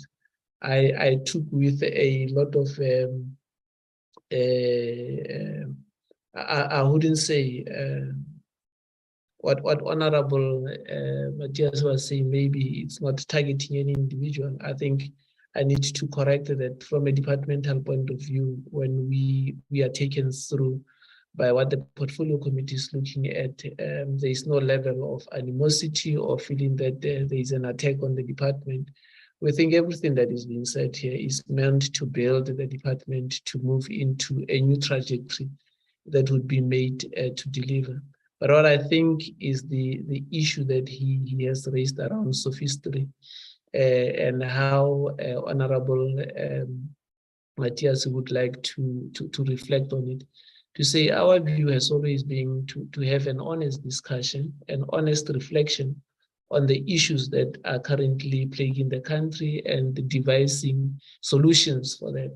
It might look at very high level in terms of our presentation, that the details are not springing out for the portfolio committee to see. But we always say that the details in terms of any plan comes up in terms of the APPs. And we will make sure that as we give you the APPs, will also be detailed, I think, in terms of the presentation, plus also in terms of the document to highlight where this is going to happen and how it's going to happen. We have also taken note of what the portfolio committee would like to see, to say, if we have got to have an intervention or an intervention has been made, let's be detailed in terms of where it's happening. And if we mention the name of provinces, we should fully do a full disclosure. And we will do that because all the provinces at this stage had responded, but we thought that we should highlight the areas where most of the things would need to be captured. As I indicated earlier on, Honorable Chair, before handing over to the colleagues, what I will do is that, with your indulgence, Chair, I would call on the colleagues in the order that I would request to quickly go through the areas that the honorable members had spoken to. Firstly, starting with the rural development issues that would include infrastructure, and request the DDG Tandimoyo to have a view in terms of these issues and respond to the issues around details and how do we go ahead. Secondly, we would request DDG Nasele Mehlomakulu to reflect on the issues around the agri-parks, how we infuse these areas that Honorable Tlhapi was saying that we seem to be on a planning mode all the time. But I also believe that if the planning is not good, then the implementation would really reflect on a zero-sum engagement. Then we will go to Mape, who will go international in terms of the engagements and also in terms of other funding mechanisms that we have, including Mafisa. We'll go to Ntate Dipepenene Nsiraga, who will be the fourth one, who will broadly talk about issues that relate to the different master plans with specific emphasis on production, health, and other areas of work. And we will have Mekarlis Knudsen, who will talk about deeds. And I will conclude in terms of the areas that the colleagues would have maybe skipped. And I'll hand over to my honorable DM to then conclude our submission. With your permission, Chair, that would be the 5 colleagues that I think would be in a better position to respond to highlights of the issues that were said.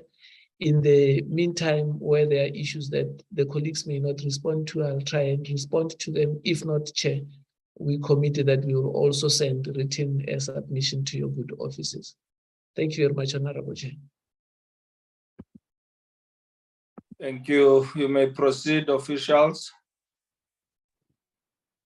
Thank you very much, Honorable Chair and Honorable Members, Deputy Ministers, DG and colleagues. If I may just respond to questions relating to the work of rural development. Honorable Tlape, on the issue of agri-parks, I think you are correct on the sentiments that you have advanced, that the agri-parks, since its development, I think it's a different ways of how they've implemented in the various provinces. And you are correct to say, while the agri-parks has got 3 pillars to it, or 3 legs to it, which is the FPSUs, the agri-hubs, and the market centers, that in the past years, the department tended to focus on only the 1 leg, which was the FPSUs. Currently looking at the 18th that was constructed, the DPME has worked with us to do the assessment, and indeed, some of them are not fully operational for various reasons. One, I think it was the infrastructure delivery mode, where instead of building the entire FPSU, we kind of divided it in the past into different financial years. As a result, the farmers don't get the full benefit of what an FPSU can give them. We have put in place that in the current financial year, we will not be building an FPSU in piecemeals, but we will give it to a contractor, turnkey, who will be able to start it and finish it in a few months, but also an FPSU that will be responding to the commodities of the farmers who are in that particular area. So that's the amendment or the corrections that we are doing, responding to the assessment and the monitoring report outcomes that we are. So we are looking at fixing that. On the agri-hubs and the market centers, I think members would know that we had not implemented much. And those that are implemented, much of them are not effective. That's why we have worked with Treasury and the Development Bank to look at how we make sure that they are bankable, that there's PPP, partnership between the private sector and the public sector, as well as farmers. We have seen that if in terms of implementation, KZN has received approval from Treasury with the support of the department to build those agri-hubs and make sure that manufacturing, industrialization, and processing of agricultural produce does take place. On the issue of market centers, again, in terms of making sure we have centers where farmers can go and sell in rural areas, we had not done much in the previous years, but in this current financial year, we are working with the Provincial Department of Agriculture in Mpumalanga to build what they call an agri-market, agri-mall, which is where the farmers will be able to build, to sell their own produce. We are also working with the Department of Small Business in Pongolo to be able to revitalize or upgrade the market center that is there. So we are looking at making sure the other 2 legs that were not paid attention to are paid attention to.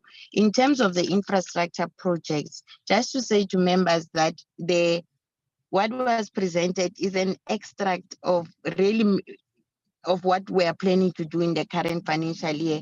The APP, the draft yet to be approved, is available with details of infrastructure projects in all the 9 provinces. So we might not have reflected Eastern Cape and Northwest in the extract, but in the draft APP, we've got about 8 projects in Northwest and 7 projects in the Eastern Cape. And these are projects that are initiated from national government. We are currently working with the provincial departments of agriculture to consolidate the plans that they have so that we are able to give you an overall country perspective on the different infrastructure projects, those initiated and implemented by national government and those that are initiated and implemented by provincial government.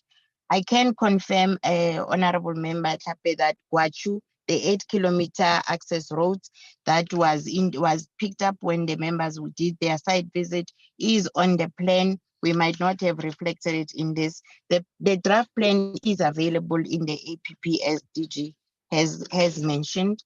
And when I come to Honorable Masipa, on the issue that you've raised that we must pay attention to The panels of fencing, dipping tanks and boreholes, indeed, I think is an area that we are looking at, because the CFO in the last engagement with the portfolio committee did indicate that they have contracted a number of panels for boreholes, for dipping tanks, and for fencing, which infrastructure is using. We have noticed challenges of escalation of prices, which is above market rate. We are attending to those. I can confirm we are not using the implementing agents that are being used by EDTM, but there is a panel of fencing and dipping tanks that we're using that was facilitated through the office of the CFO. Then on the issues of projects, infrastructure projects, from the current financial year of 69 projects which we are completing, in the next financial year we're looking at 83, so it's an increase in the number of infrastructure projects.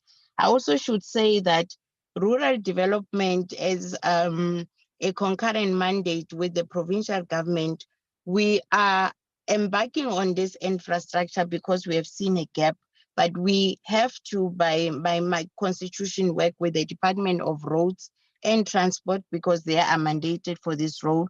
We have not signed the SLA yet, but we have a program of action that we are putting in place with the departments, including MISA, who's responsible for infrastructure at municipal level, working with municipalities, but we have not reached the point of signing the SLA. We will definitely attend to that matter. The issue of access roads, again, links to the broader program or with the Department of Roads and Transport. We have identified those that in the areas where we're already doing production work, there are challenges.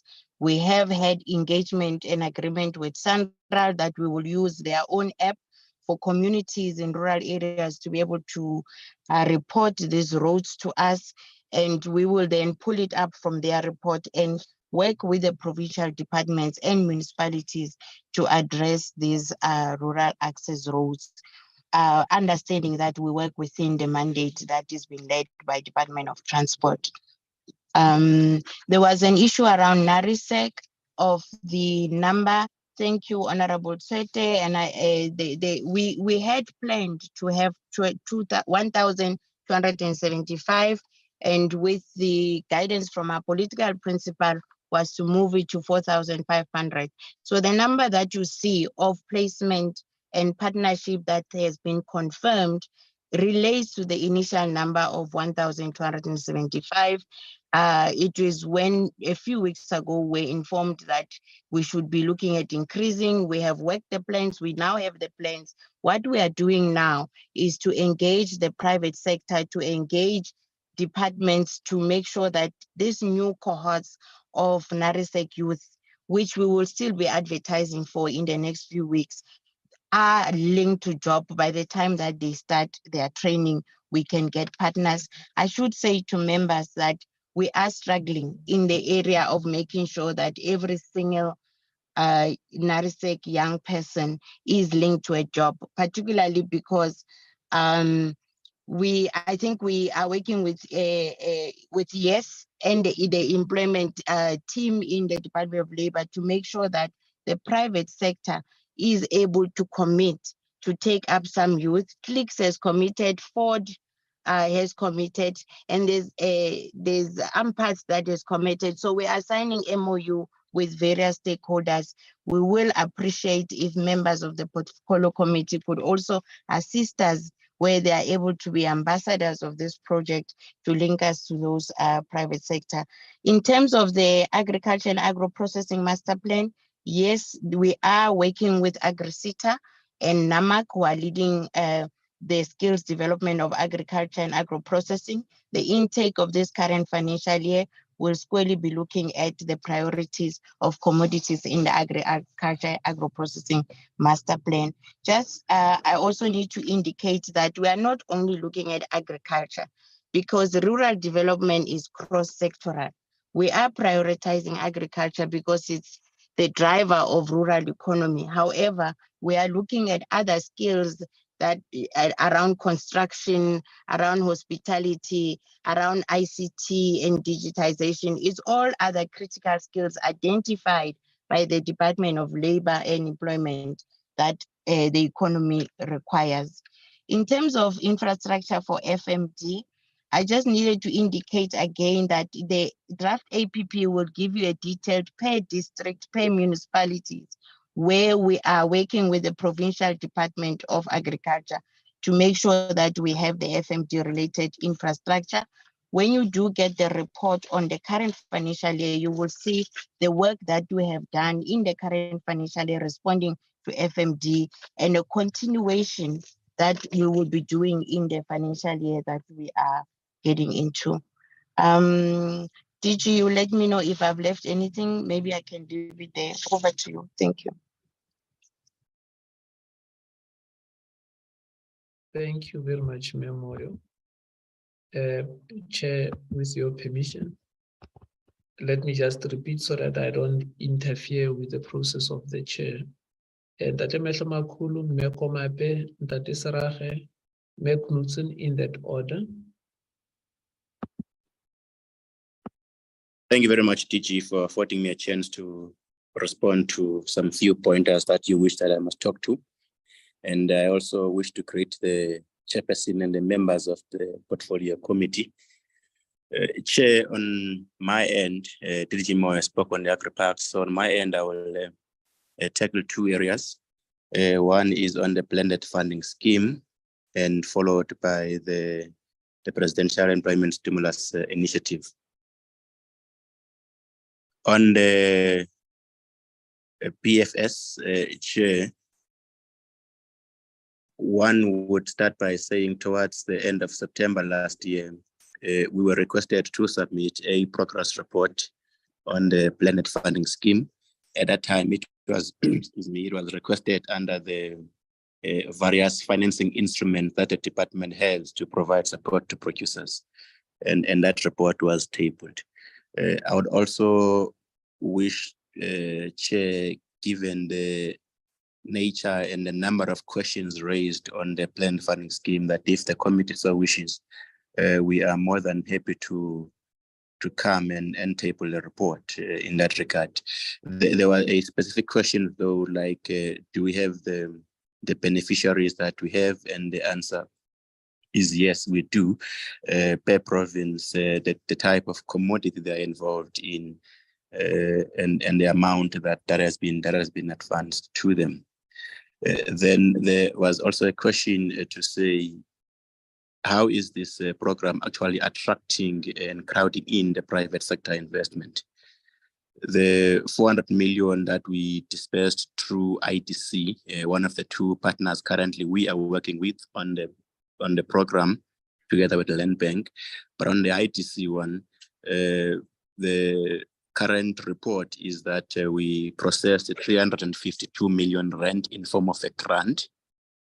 However, that in total has made that we have 986 million rand. So if you look at the difference, just over 600 million became a private sector investment that then was matched with our 352 million grant that we've made available, supporting over 19 transactions to date in that regard.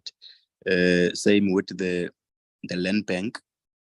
We have about 7 transactions there at a tune of 36.8 million rand. In total, out of that, only 18 million rand was the grant. Then you can work out the difference in terms of how that has attracted the private sector investment. And as I said, the list of the producers that benefited is available and can be shared again with the committee. The report we shared in September included some of those, but it's a moving target. Of course, there are additional more that are there. There were questions about who qualifies and the selection criteria.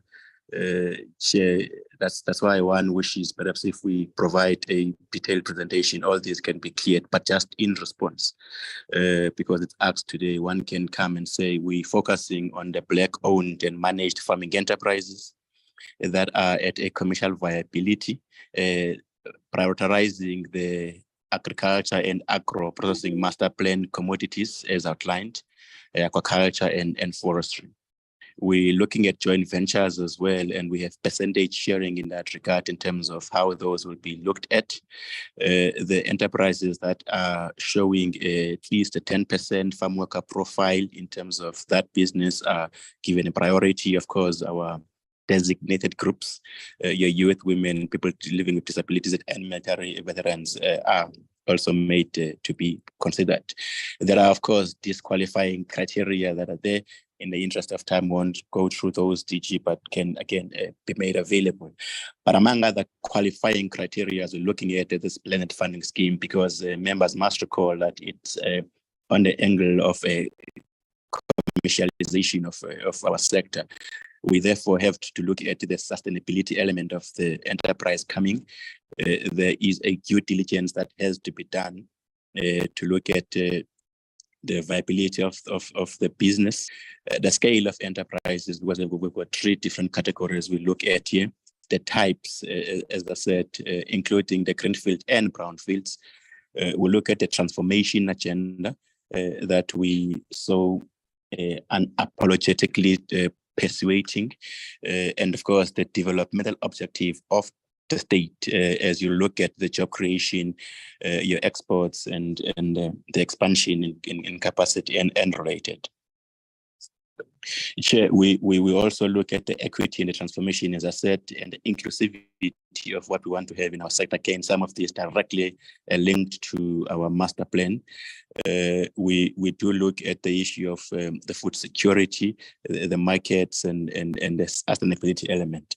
All these culminating into various criteria we have and the scores we look at when these transactions are appraised and ultimately recommended for approval through the blended funding scheme. Chair, we are looking basically at 3 elements. We have caps also. The smallholder producers that we also want to introduce so that they can emerge. They are kept at for the production support, the capex and opex at 5 million. Land acquisition that is kept at 10 million.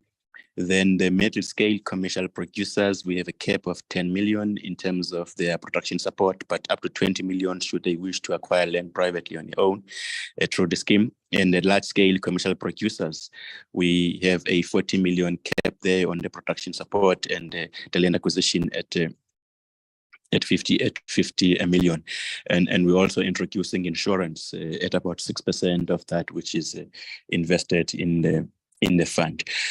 So as I said, Chair, that can always be shared, and we can appear before the committee. So we wish to provide that detailed report in this regard in more detail, so that members can have sufficient time to engage and understand where we're going. Chair, then there was also a question around the presidential employment stimulus pass. One of the questions there was on the issues of jobs.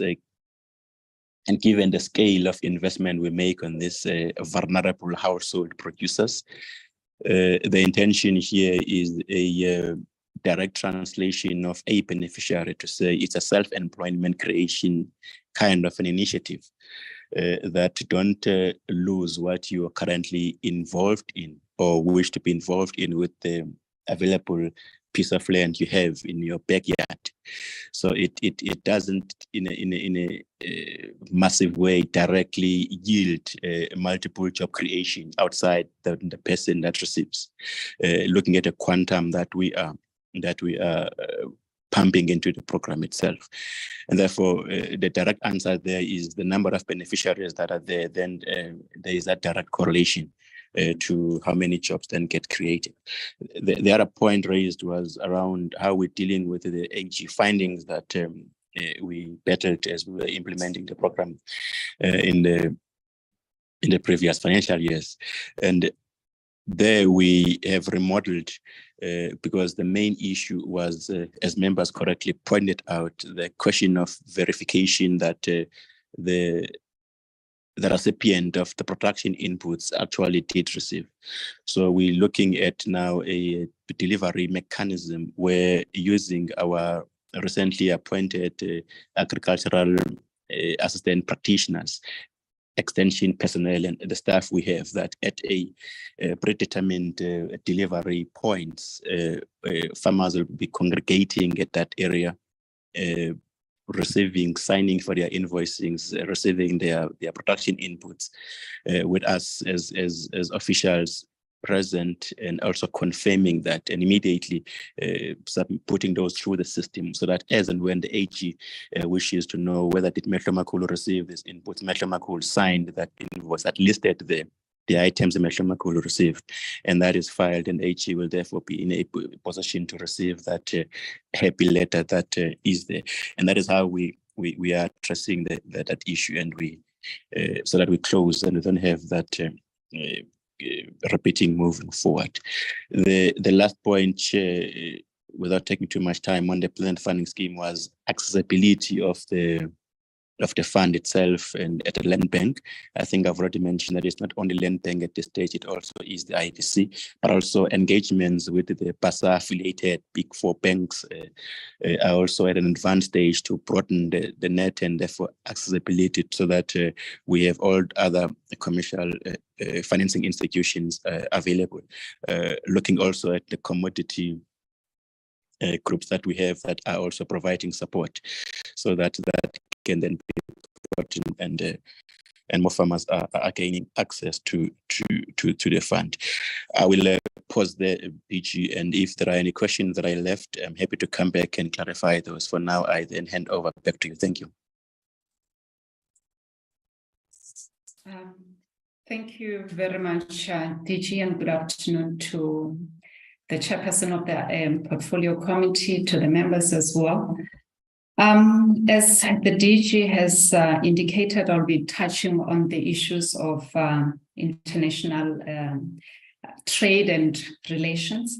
I just firstly want to go on to the Africa Continental Free Trade Area and indicate to the members that as a country, South Africa, we participated there as part of SACU, that is part of, it's ourselves, Botswana, Lesotho, Eswatini, and Namibia.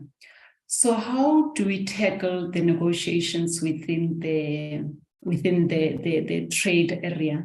As a country, we've got our own positions. Actually, let me talk about the tariff book. The tariff book under the negotiations has been divided into 3 categories. The first category contains about 90% of the tariff book. And there's a second category, which category B, which comprises about 7% of the tariff book, and the last category is 3%. Let me start with the 3%. The 3% are those issues, or should I say commodities, or should I say, let me just say the sectors that we really are saying, wait a minute, let's not talk about this. We don't want to touch this. And here we are talking about the issues of ammunition, etc. as an example. Category B, which comprise 7% of the tariff book, contains those commodities that we regard as sensitive. Sensitive commodities, in our case, we are talking about sugar.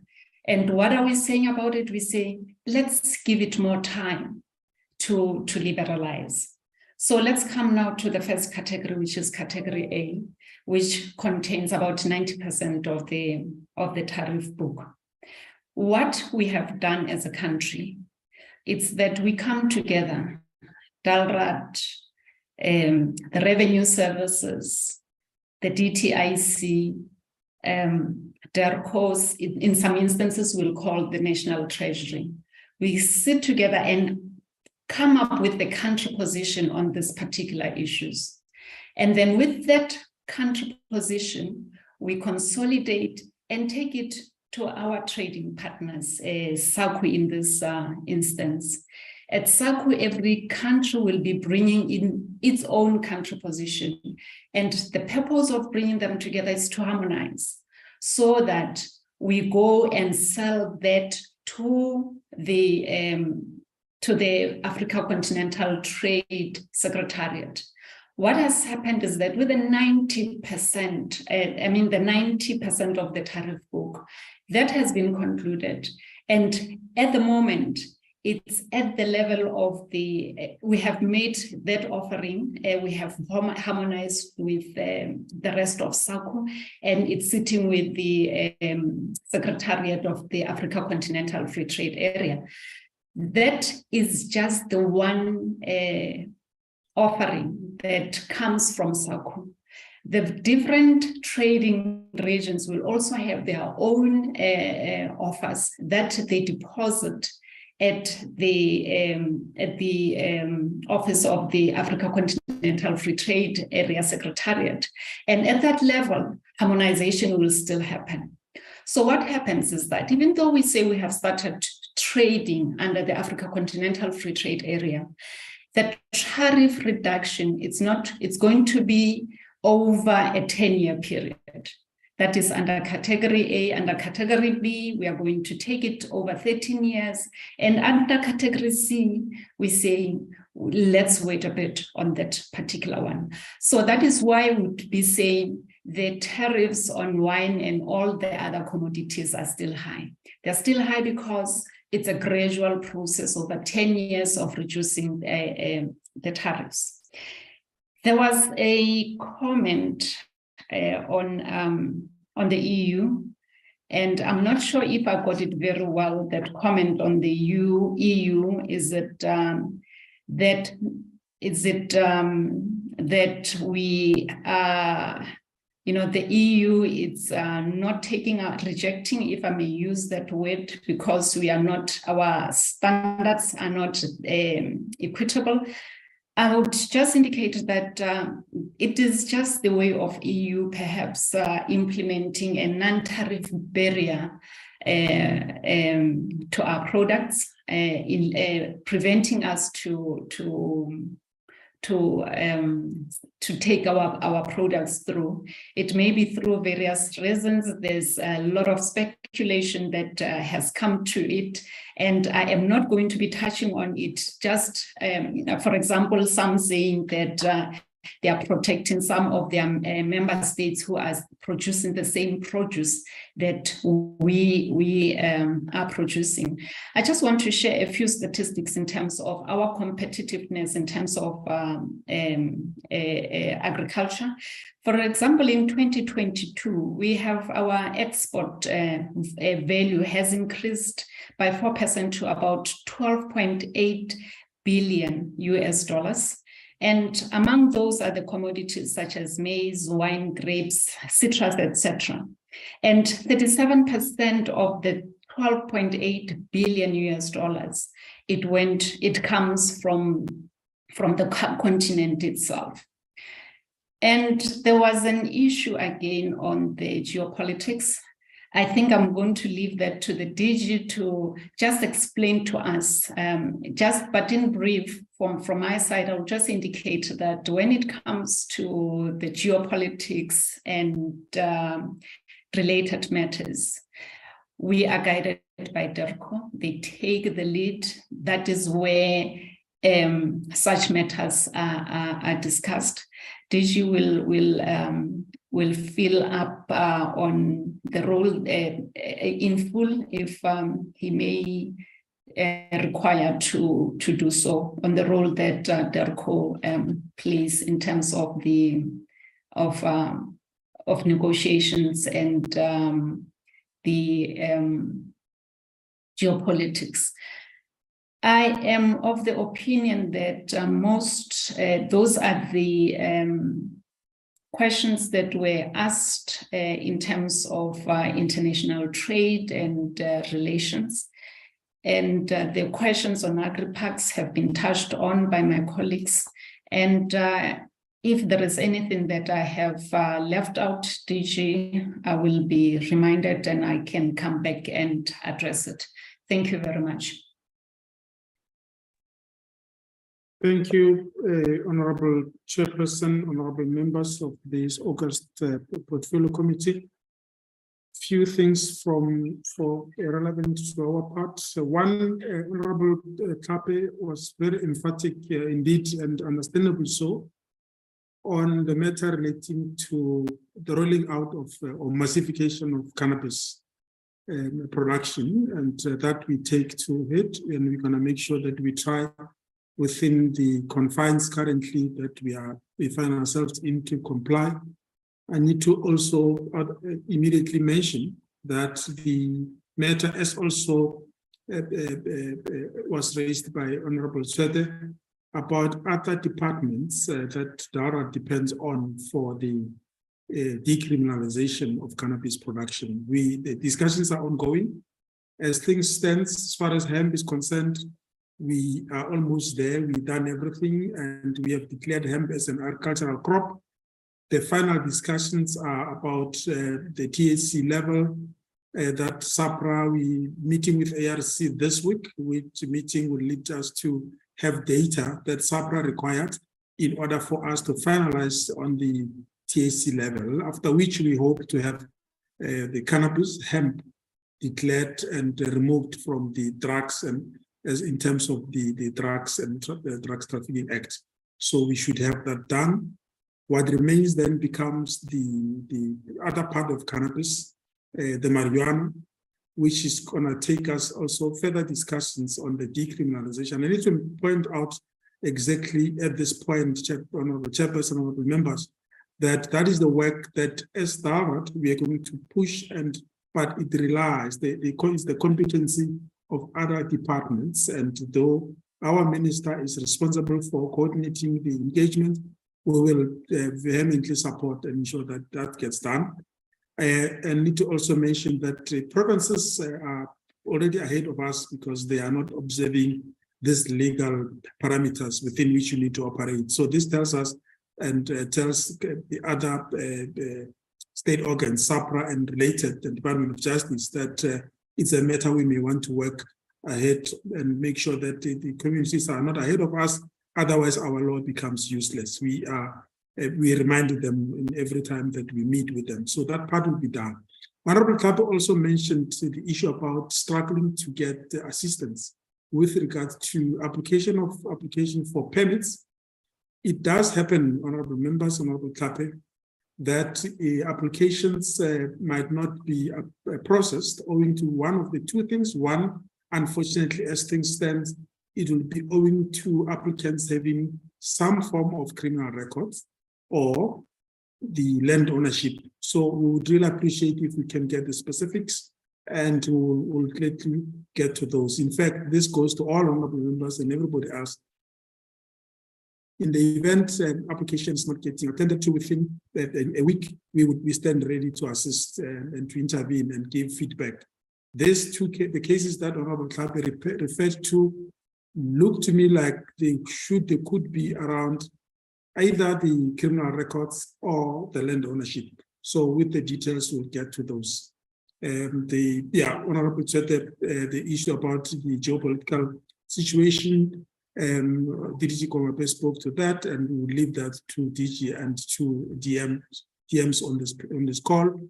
But the reality indeed is that the euro is no longer our favorite market, export markets as it used to be. There are issues. Yes, Honorable said that the issue of Amarula just got crimped. Actually, they changed the regulations in December 2022.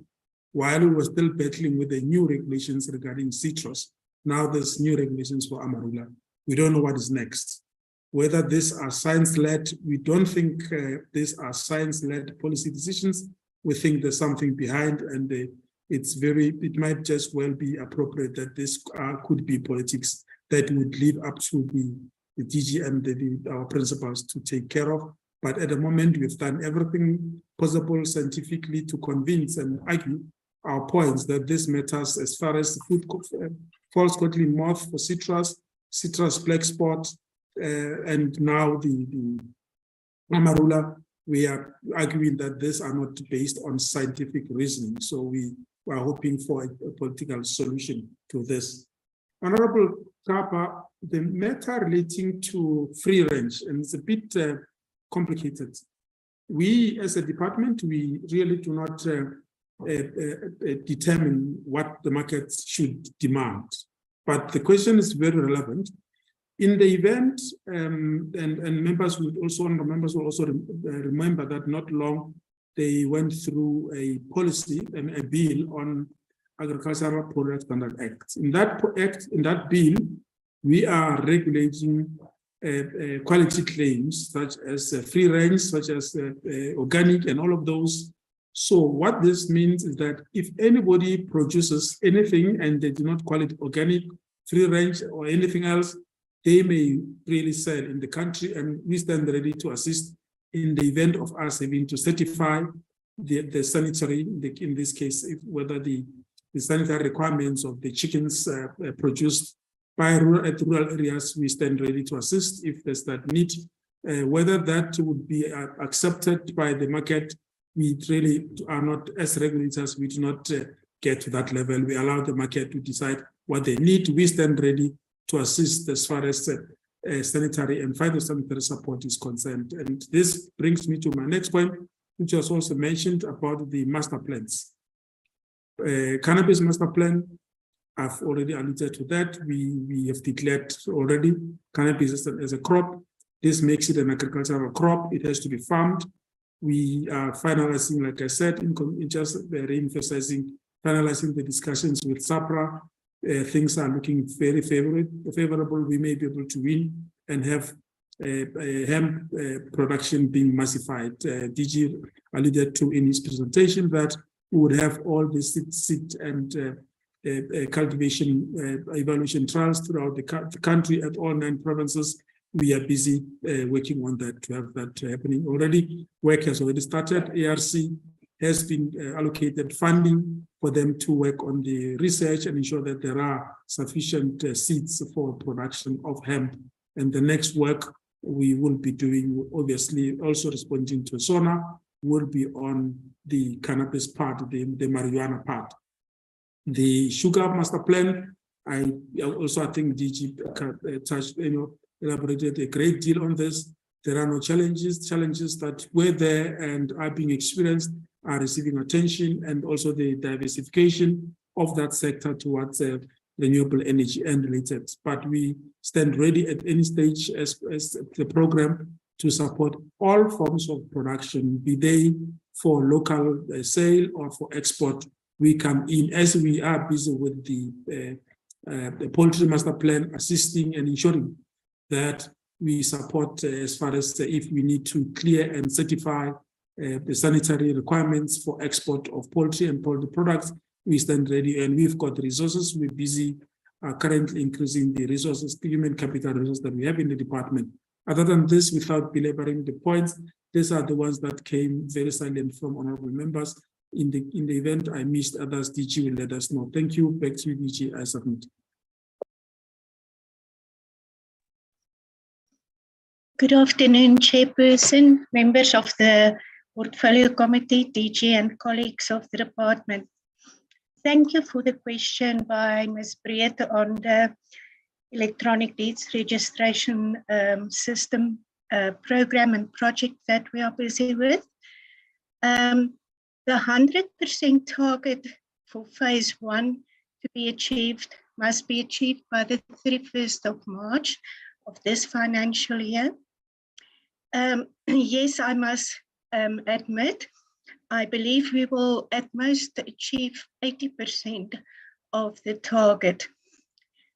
In previous financial years, there were, and even before my appointment, many failed attempts to have the electronic deeds registration system, or what was called the e-cadastre projects and Vulindlela projects, etc. But after the COVID lockdown, this financial year was the first year where we could effectively start with this project. We are challenged that in that we were obliged to use CETA as our developer due to the legislation. We have in the service level agreement with CETA a clause that we will activate unfortunately, today there's a meeting that I was supposed to chair, and I believe they are discussing that today. But the clause indicates that if SETA is not able to develop as we expect and deliver by the target dates and milestones that we agreed on, that they will have to bring in experts to assist them going forward, to assist in achieving what needs to be done to have the electronic deeds registration system. So today, I believe, is the discussions and where they will be informed that this clause will be activated. The first phase of this electronic deeds registration project, for me, is the most critical part, where we have our mainframe migration, network security matters, etc. being sorted, user access management. It was focused on information provisioning, but also the portal, as I call it, but the basic information capturing portal being developed to ensure that in future we can do recordals of all tenure rights. And then in next financial year, phase 2, there is where we will develop the electronic preparation of deeds and documents, as well as the electronic lodgement. 50% of time, and that's my estimation, goes into testing of what is being developed. Even in this financial year, there's many testing, and if the after testing, of course, we are not 100% happy with the product, there are delays, but a lot of emphasis on the quality and what is expected to be developed goes in the part of testing. And in the last financial year, 24 to 25, that's phases 3 and 4, that will be focused on electronic registration and electronic delivery of the deeds and documents. And again, of course, with the testing part of it. So to catch up, if we don't achieve 100%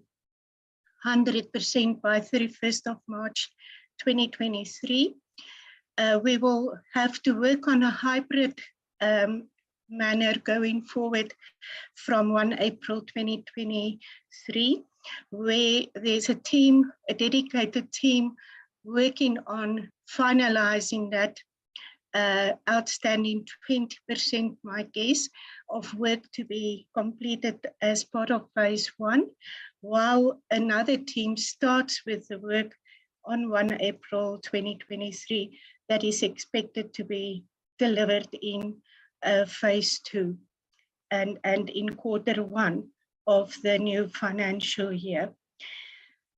I hope you understand our the attempts are serious and genuine. We want to successfully deliver on this project, and we do take the backlogs that we have serious and do work on action plans to catch up with the targets. There was questions regarding agricultural land.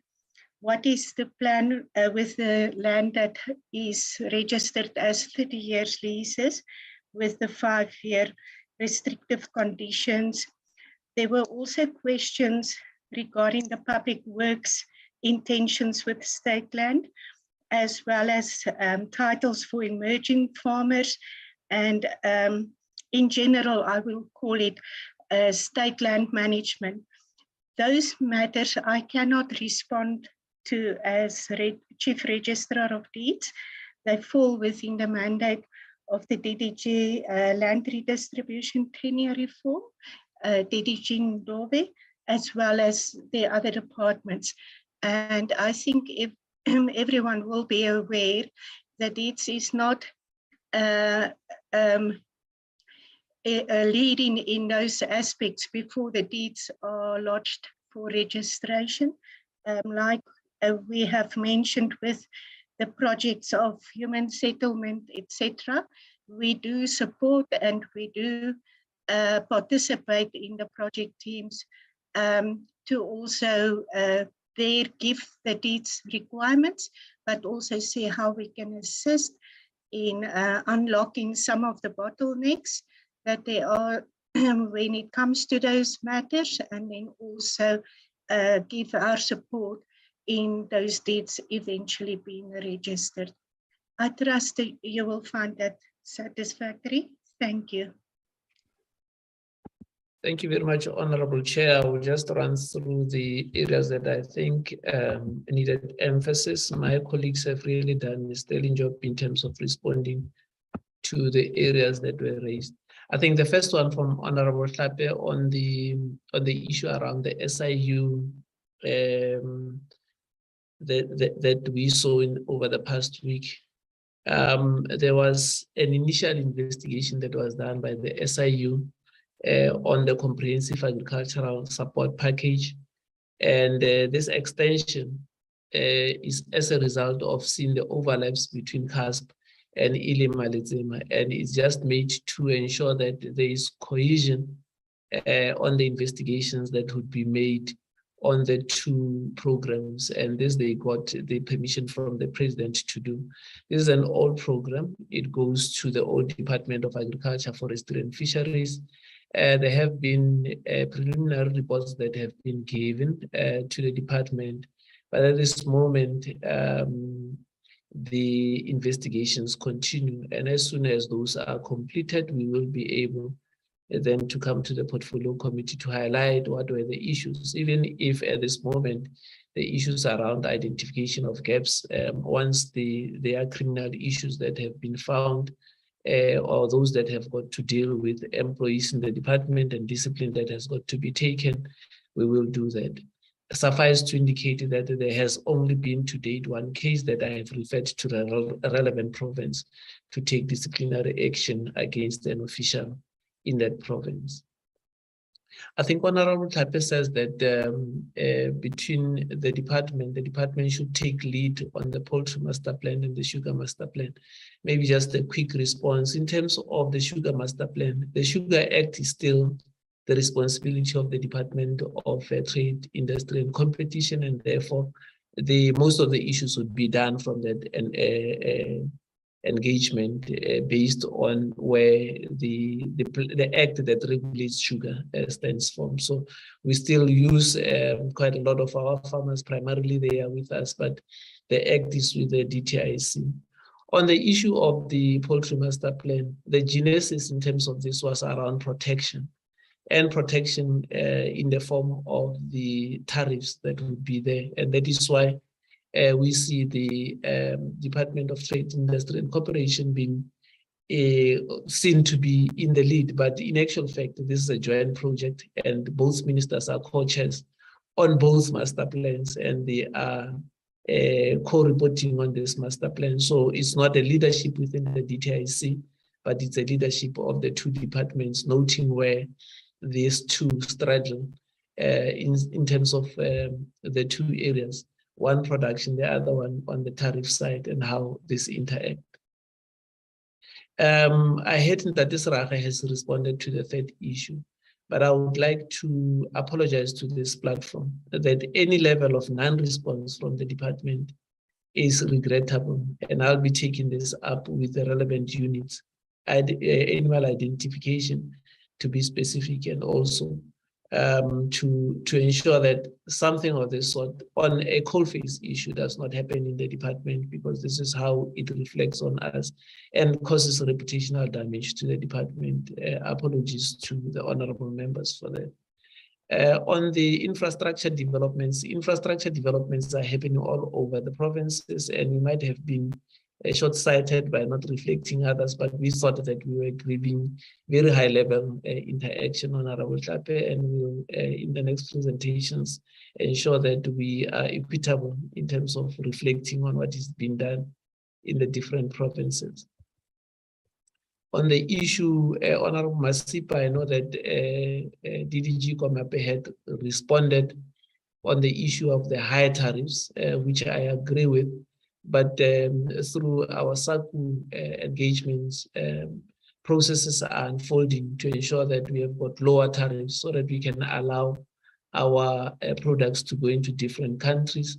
All that I needed to highlight here was that South Africa does not, in terms of tariffs and other issues, negotiate on a pact with SACU. And that's what's taking some of the issues, because we have got to look at the other countries and protect also what they want to do, looking at that union that we have as SACU. Honorable Matthias, I've spoken about the issue around sophistry, but what I want to maybe clarify, and what Honorable Matthias had said, was to say South Africa is a net importer of agricultural products. And I don't think that it would be correct for me to leave that statement without a response. Only to refer to Honorable Matthias to say South Africa is a net exporter. The current trade map that we have, even for the 2021 season, would show that South Africa is currently running a surplus in terms of exports. And over the past decade, in terms of agriculture and agro-processing, we have had an 11% increase on our exports. And therefore, I think there might be an issue in terms of our understanding of the issues, but we still remain to be a net exporter. If there's any data that seems to suggest something differently, I would really welcome that, so that we depart from the very same slate on engagement. The other issue is around the 16 trusts that are in Tabanchu to ensure that we are working the land. Really welcome that. Just to indicate to Honorable Matthias that on the 4th of February, on a Saturday, I spent the whole of Saturday in Tabanchu, looking at a plethora of issues in that area. And one of the areas that we had discussed then with those that we met was how do we deal with the issue around invest rural, how do we ensure that we bring back communal land into production. And we now have got a process that is currently unfolding without jumping the gun, that is going to be looking at communal areas and ensuring that we bring those lands into production, because the potential lies there. Any growth potential lies with our communal areas. Honorable Chwete, thanks for the inputs.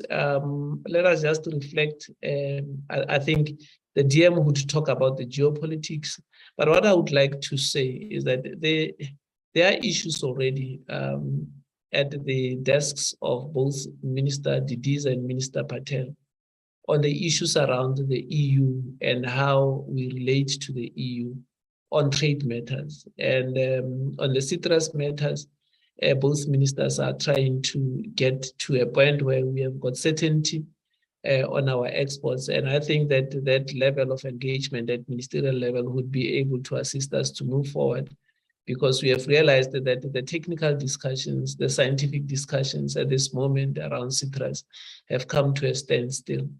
There has been also an appreciation that we actually also dealing with an area where there was already a dispute that was lodged with a concern that was raised with the WTO. And the first meeting in terms of consultations had already taken place in Geneva on the matter, which complicates it further, but we think that through engagements we'll be able to do these engagements. Suffice to indicate that at international level, what we see and engage in might totally be different, because any trade is influenced by external factors that might include the politics. But for us as a department, we concentrate on the avenues, the frameworks that we have been given. Both Honorable Chwete and Honorable Kapa had indicated the issue around hemp, the issue of how do we decriminalize these aspects. I will report back, because I was in a meeting where Minister had met with the ministers of police, trade and industry, health, COCTA, trying to resolve on this matter, and the issue around existing production areas and how those are not destabilized through having higher measures were discussed. So there's an expectation that very soon the ministers would be taking report back on the engagements between sector players on this high important matter. And it's really at the high end of receiving attention. I would say that all the role players are there as in line with the cannabis master plan as indicated by Mr. Sarach. And therefore, this issue around how we deal with the cannabis, it's very important so that it reflects on an equitable way, if not even a slanted or a deliberate intervention of how this plan would work. What I would like to indicate is that if we broadly look at the current provisions, the provisions are actually for use for health purposes and for hemp, which in most instances are run from agriculture. But in between, there are various ways and other methodologies that can be utilized for hemp, and those industries would need to be dealt with. And this is what the ministers are being settled with at this moment through the technical teams that we are dealing with.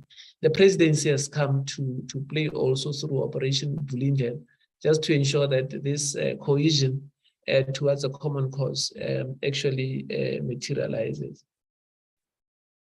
In terms of the removal of red tapes, I think both Honorable Chwete and also to a greater extent Honorable Kruger had indicated what is that we are doing as a department to deal with red tape.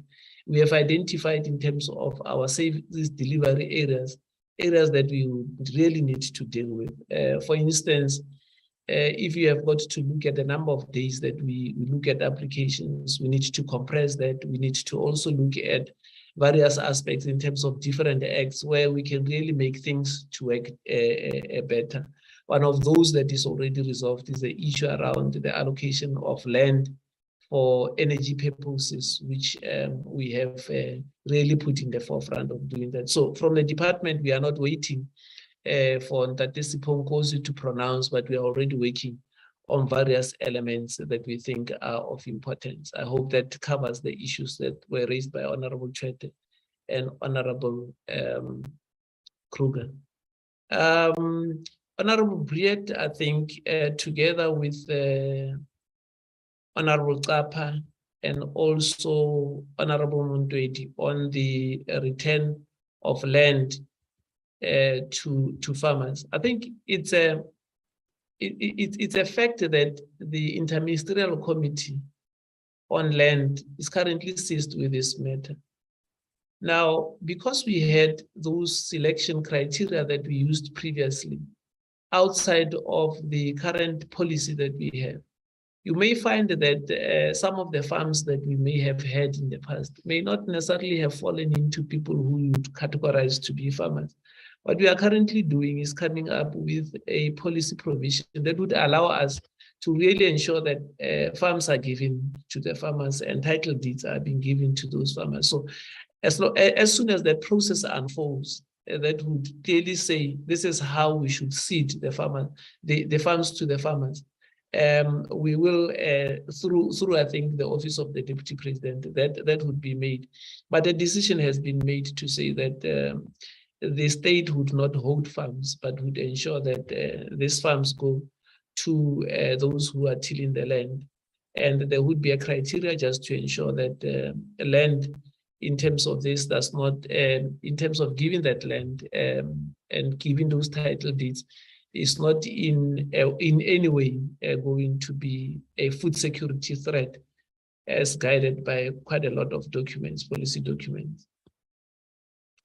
Honorable Masho talks to the issue around bringing communal land into production. I've just indicated the new, in fact, it's not new, it's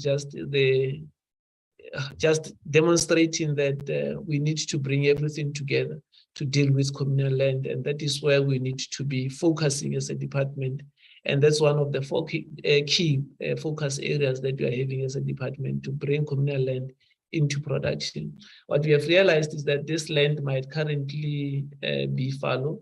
Some of it might be invaded by invader plans. We have got to look at the way where we can just run through it in terms of having a helicopter view of what is happening on those, do programs such as land care to revitalize the land so that we can bring it back into production. But in itself, it's something that as a department we are looking at.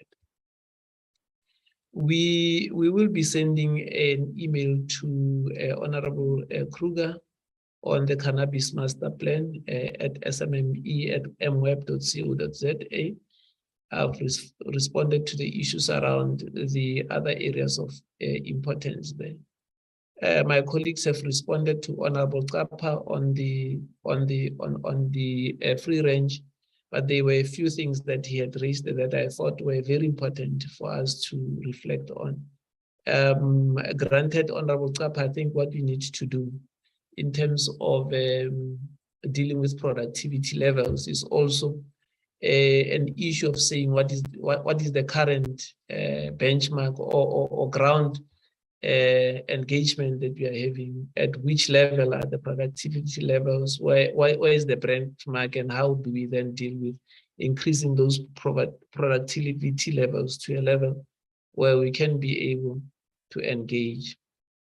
I think you are also right, Honorable Kappa, that when you talk about gender-based violence, there are different strata that you can also classify into that basis, like your racist-based violence, which is complex, and you really equate it to a prickly pear or dolofia, as you said. And maybe that prickly pear goes beyond just the symptoms of gender-based violence to say, how do we then deal with sector issues that would address gender-based violence? And that's something that we will look at.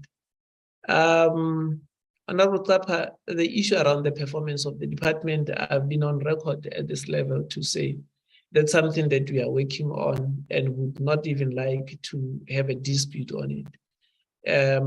In terms of our own systems, we are enforcing consequence management. We are looking at different ways of how do we craft our APP so that we don't have to come and discuss the issues around performance, but discussing how performance has impacted on the lives of South Africans is what we are looking at. Honorable Montwedi, yes, the president would have not touched on the issues around land reform in general, whether it's an issue around restitution, redistribution, and land tenure. And this is the very same issue that was raised by Honorable Babang. But I would like to indicate that the budget that we have been given still takes into consideration these critical issues of importance. For just to highlight to you, this year we are looking forward to redistributing 40,000 hectares of land, and we will be doing it according to our policy, the beneficiary selection and land allocation policy, which says that 50% to women and 40% to youth and 6% to people with disabilities. So that will be what we will be applying towards this 40,000 hectares. I'm just using that as an example. And we have got restitution and also the issues around tenure reform. I think if you have got to also factor in the work that was done by this portfolio committee and the portfolio committee on labor and the recommendations that came from there, that's something that we have got to also work on tenure reform. Now, my colleagues have indicated the engagements on the land that would come from the Department of Public Works and Infrastructure. Part of that state land that we have got to address is also discussed at the IMC, and time permitting would also come and make those presentations. The issue around water access and the revitalization of schemes, I've listened very carefully to you, Honorable Mundwedi. But I think also an appreciation of what we are dealing with in terms of revitalization, that we are taking revitalization almost kilometer by kilometer instead of just saying we are revamping the whole scheme at once. And I'll use the Falhad Down irrigation scheme, which you have made an example of. That if you look at the quantum that is needed just to deal with it at a go, I don't think that we will have money for it. But what we have found fit is that on all of those, the is to really deal with them with a budget at that stage. But as soon as we have got a budget, we concentrate on those because we understand the potential of these irrigation areas, especially to the farmers that are settled in and around those areas. Honorable Babam, I think that the issue that I had raised on the emerging farmers and Ngoga would cover you. But there are issues around possible corruption on the NARISEC appointments. That's what we are currently doing. We are having a meeting just to see what transpired in terms of this appointment so that we can give South Africa the comfort that the issues that were there were above board. If they are not above board, I would like to indicate that there would be consequence management that would be applied to those who are implicated in this, because we want to run a very clean department, a department that is not involved in any shape or form in illegal activities, specifically around recruitment and selection. I don't think that that's an area that we would like to pride ourselves in terms of doing that. There is no job reservation in the department, but everybody who applies is equally at stake to also get a job within the department. Now, I also welcome the incisive way that you have said, where we have done or completed some of the projects or the programs that we think that the portfolio committee would like to visit. We should state that, and as a proposal, Chair, we will do that to the portfolio committee. There are three areas that I thought, Chair, in my conclusion, I would touch base on. We will be resubmitting post the September report that we gave on blended finance. We will give an updated version on blended finance to the portfolio committee. We will also give a report on Mafisa, which I indicated that it was outstanding, and Meko Mape would be in a position then to come and make that presentation.